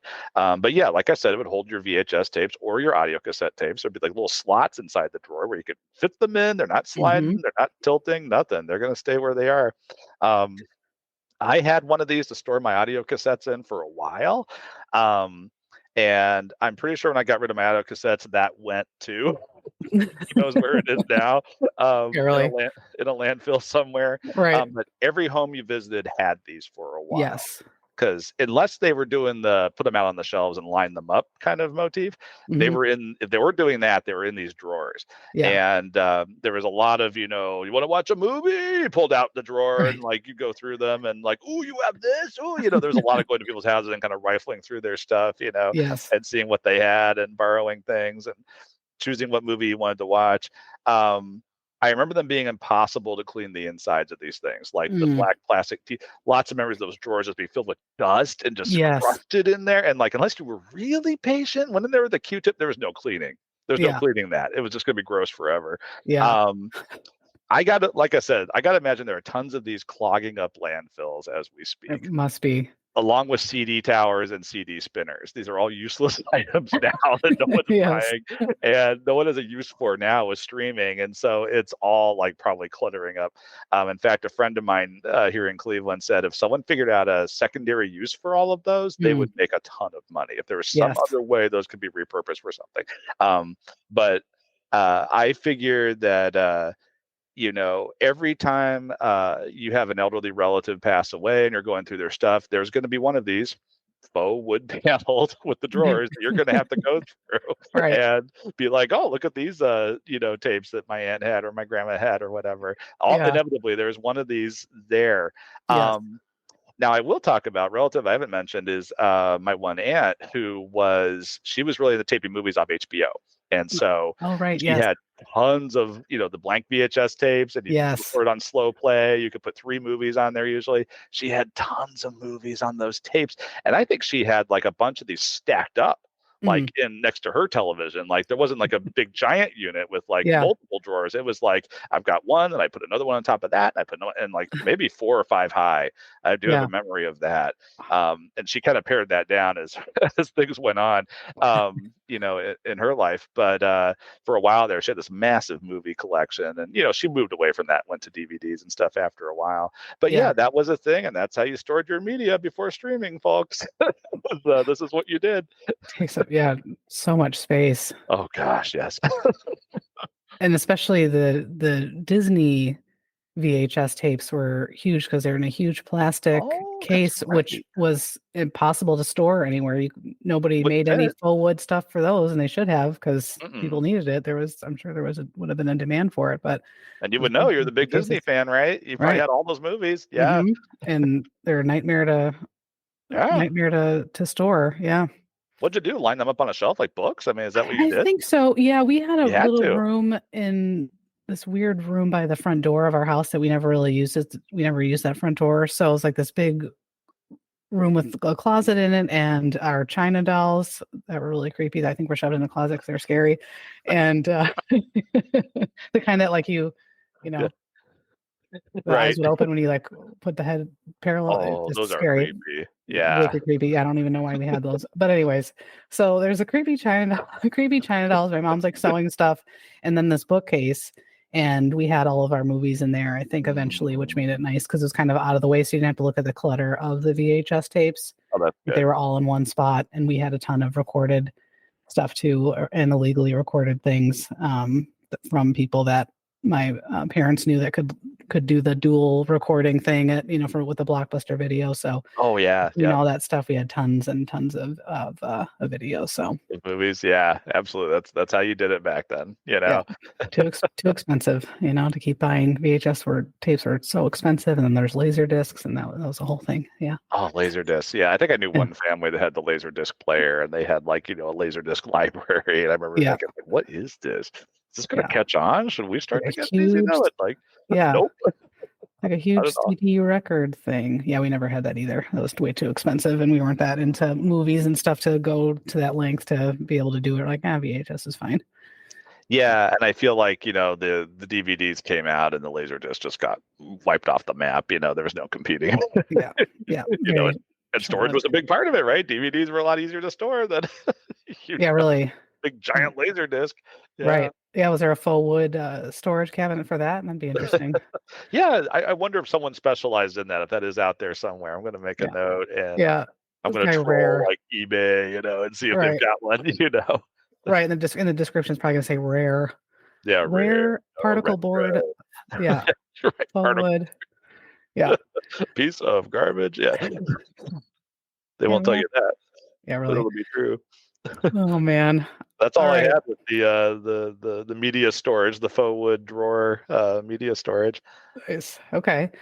So my final one on the list, I think, is the one that I guess I have. Well, it's not sentimental attachment in terms of like family members, but I've mentioned, I think, on a few shows that my favorite cars of all time are Jeeps. I had two Jeep Cherokees growing up. Well, and by growing up, I mean as an adult when I could drive. I had two Jeep Cherokees. My mom had two Jeep Cherokees when I was a kid. So very, very fond of those vehicles. And so my dream car that I never had, but would have loved to have had, was one of the classic Wagoneers that had the faux wood panels. So pretty spectacular. So Mm-hmm. the Wagoneer was actually in production from 1962 to 1991, which I didn't realize that it had kind of that backlog of history. And in the mid 1980s, Jeep realized that people wanted to start having SUVs as vehicles. Families are growing. There's more kids, want something a little bit more rugged. So they decided to create kind of an offshoot of their Wagoneer and create this Grand Wagoneer.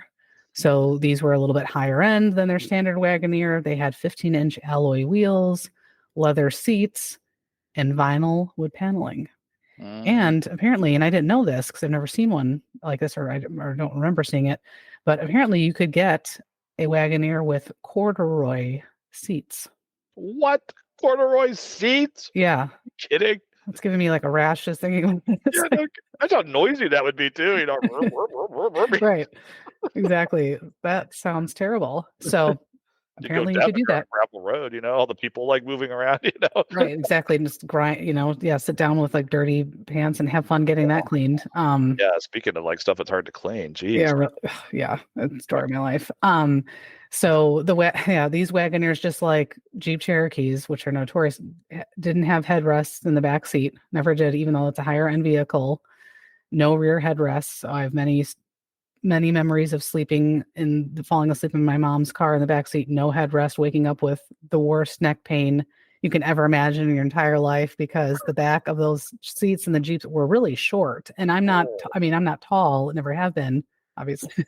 Obviously that wouldn't work, but like little teeny tiny bench seats. So your whole neck would be over the back of the seat. And, Ow. yeah. And so, you think lap of luxury, this high-end Jeep, but no comfort for the people in the back. No. So they continued making these until the early 1990s, and the Wagoneer really paved the way for SUVs like Land Rovers and Mercedes M-Class vehicles and stuff like that. But once the Wagoneer was phased out, they brought in the Grand Cherokee, which is, nice car too, but I'm very partial to the Wagoneer.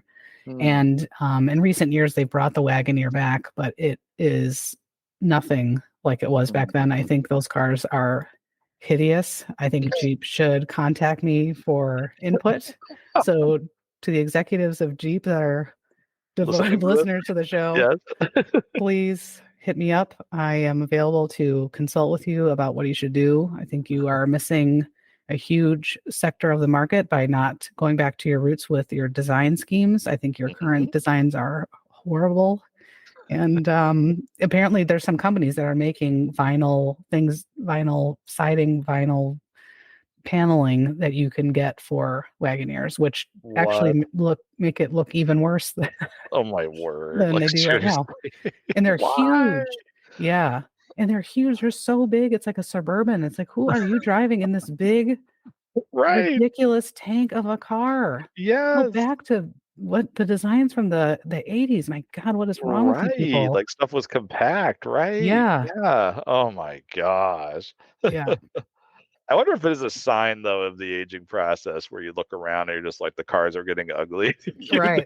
They're not being made for me anymore, Because I kind of figure everybody went through that at some point in their lives, like our parents' generation, their parents' generation, probably like looked around at one point and was like, what's going on here? Why don't things have faux wood on them anymore? Why are these cars not giant battleships anymore?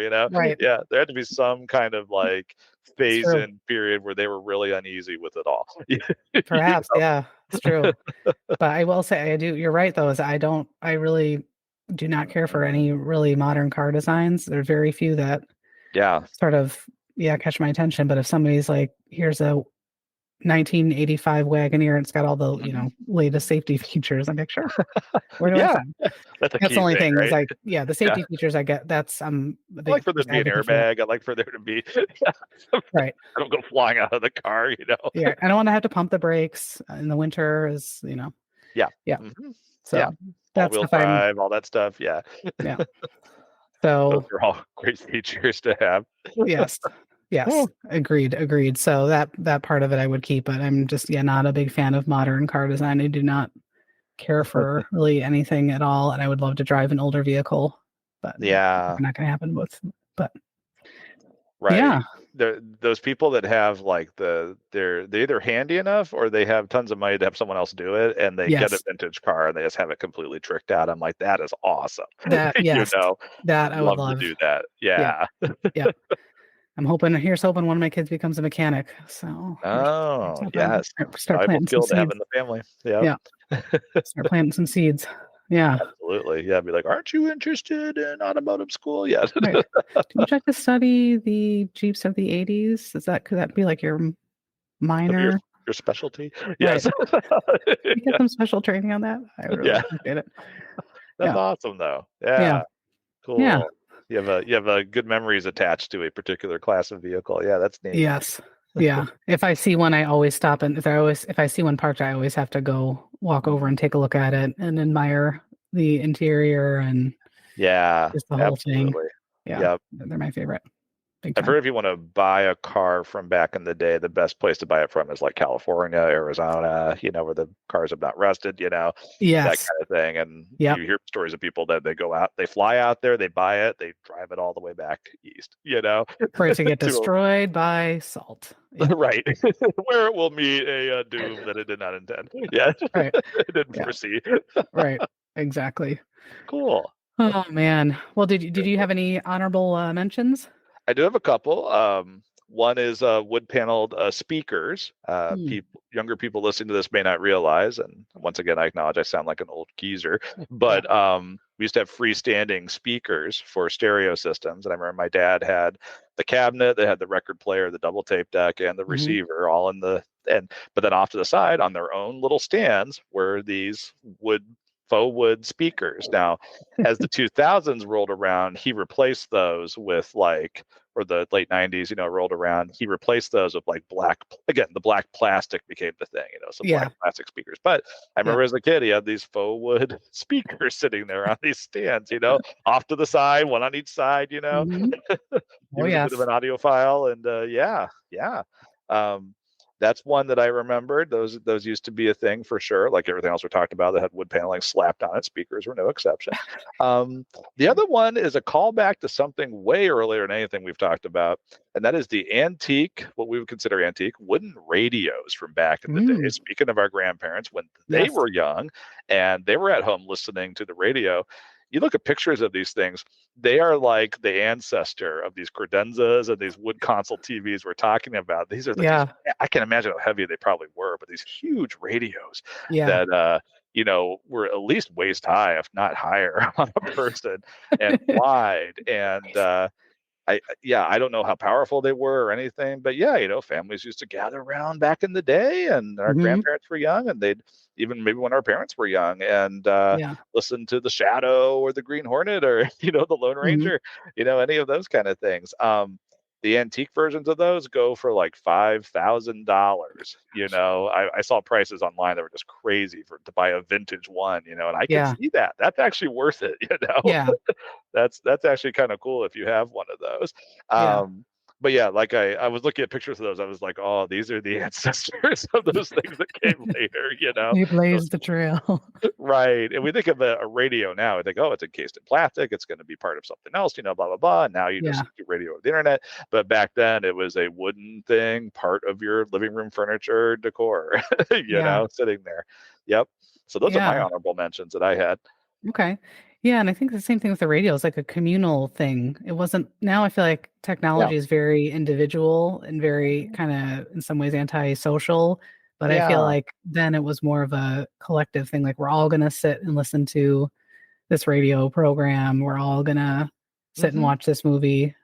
It's so much different now. As the devices got smaller and lighter, and Wi-Fi became a thing, honestly, let's just put that out there. Wi-Fi really drove a lot of that, where you could just take it anywhere. It used to be like, if you're going to watch a movie, you got to do it in the living room. Your parents are going to overhear whatever, or they're going to come walking through. It's like, don't walk through during this scene, please.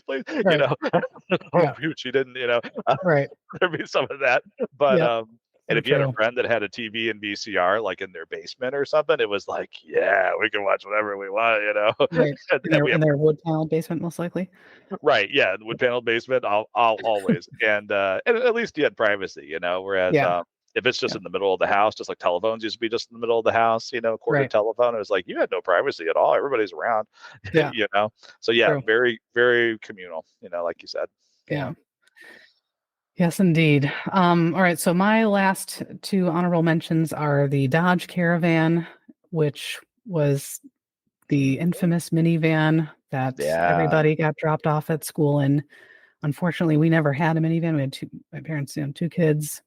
Never really was a need for it, but we knew our cousins, there was 4 kids in their family, so they always had some kind of a van. I had friends who had more siblings, so they had minivans, but I definitely remember the Dodge Caravan, which apparently came out the same year that I did, which was 1983. So that was 1983 is the year of Amy and the minivan. Wow. So, okay. You and your mom both have milestones, Yeah, I know. Flashdance, Dodge Caravan. Yeah. Donna Summer were hard for the money. So Dodge Caravan and Plymouth Voyager were released that year. They were first produced in Canada, believe it or not. And the minivan was a hit right away. It sold over 200,000 models in the first year, which I didn't think that, because as far as I've known, I didn't think minivans were really like the best sellers, but apparently they sold much better than I thought that they did. And right away you could get a model with faux wood on the side if you wanted. Of course. And yes. And so from 1983 until 1991, you could get that trim on the cars. So it had a good 8-year run. Wow, as late as 1991. Yeah. Jeez. Yeah. Yeah. And Crazy. so, yeah. And then in 1992, they dropped that and they added gold stripes instead. Lame.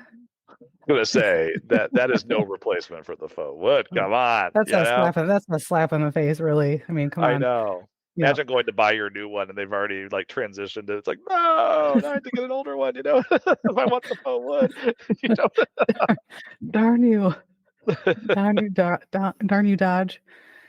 I My kind of. dreams. I feel like fake gold stuff is, can be really tacky. Yeah, That was not a good replacement. Yeah. No, like 2 gold pinstripes. That's might as well just done nothing. Right. Yeah. It's insulting. It's very disrespectful. Yeah.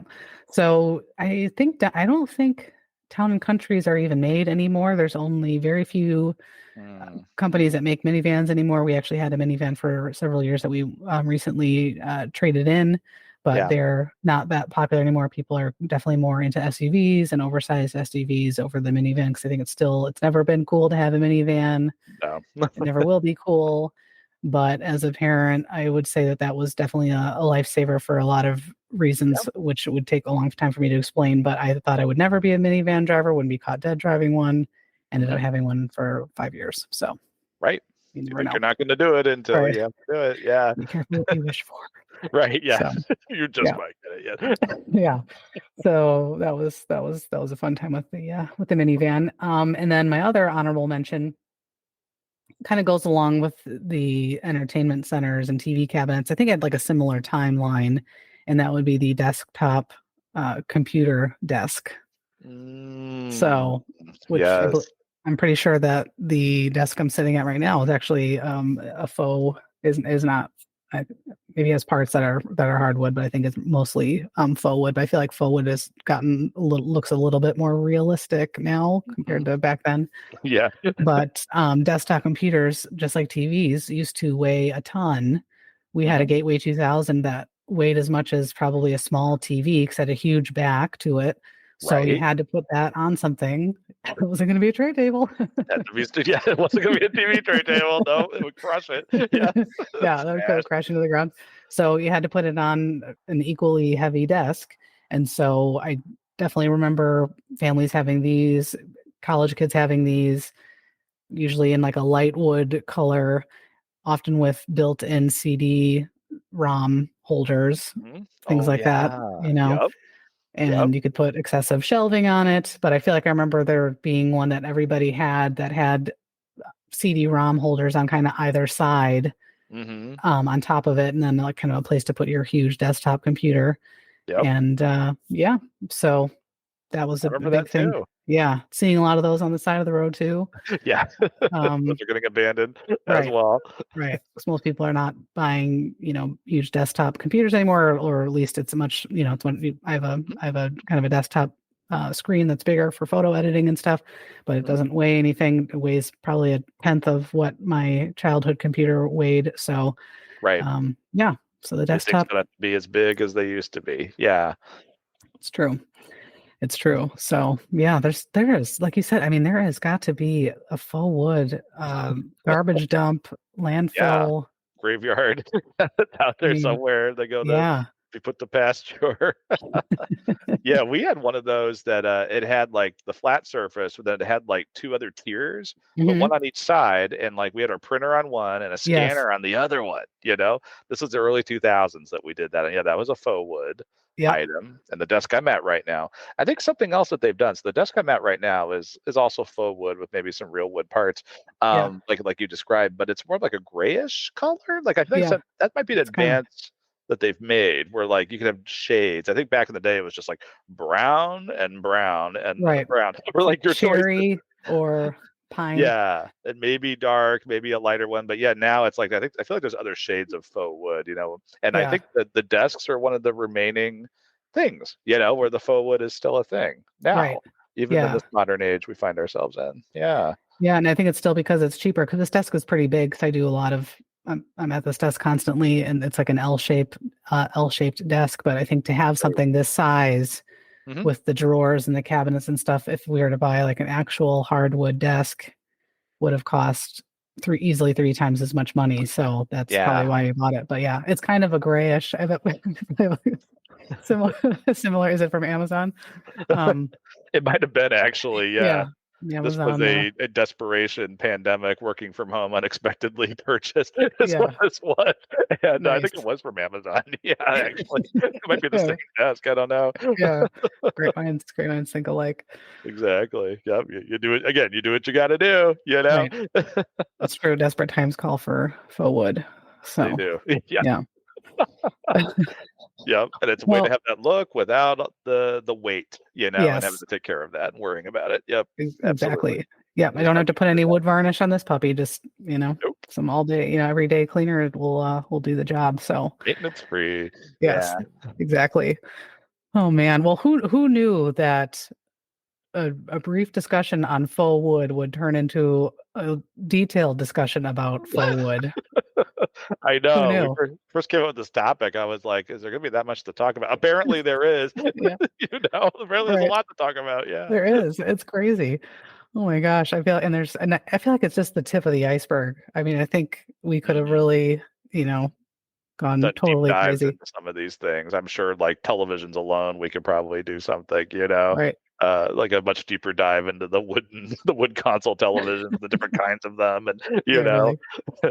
Yeah. When they came on the market, when they went off the market, all that good stuff. Yeah. It'll be yeah. a future episode. Well, Jason, thank you so much again for being on the show. And where can people find you? Thanks for having me. A pleasure as always. They can find me at my website, www.jasonrlady.com. Very important to put the R in there. Great. You can find information about my books as well as a little bit more about me in there, and interviews with me and things like that are also have links on there. And you can find my books, Monster Problems, Super Problems, and Time Problems, fun adventure stories for middle school readers. You can find those on Amazon, barnesandnoble.com, anywhere online books are sold. Nice. All right. And I will, as always, I'll make sure to put your contact information in the show notes. And I'm sure we'll be chatting about some fascinating facet, as I like to say, of pop culture at some point again in the future. So thanks again. You're welcome. Thanks for having me.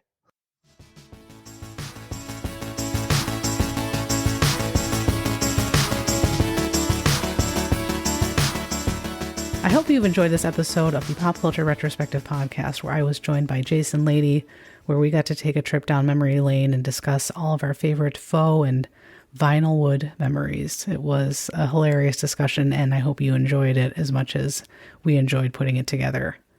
I hope you'll join me for my next show, where we will take a look at another fascinating facet of pop culture from the 80s, 90s, and early 2000s. Until then, be kind, be safe, and hold on to your memories. Thank you for tuning into my mama's podcast and the memories of Auntie Rebecca.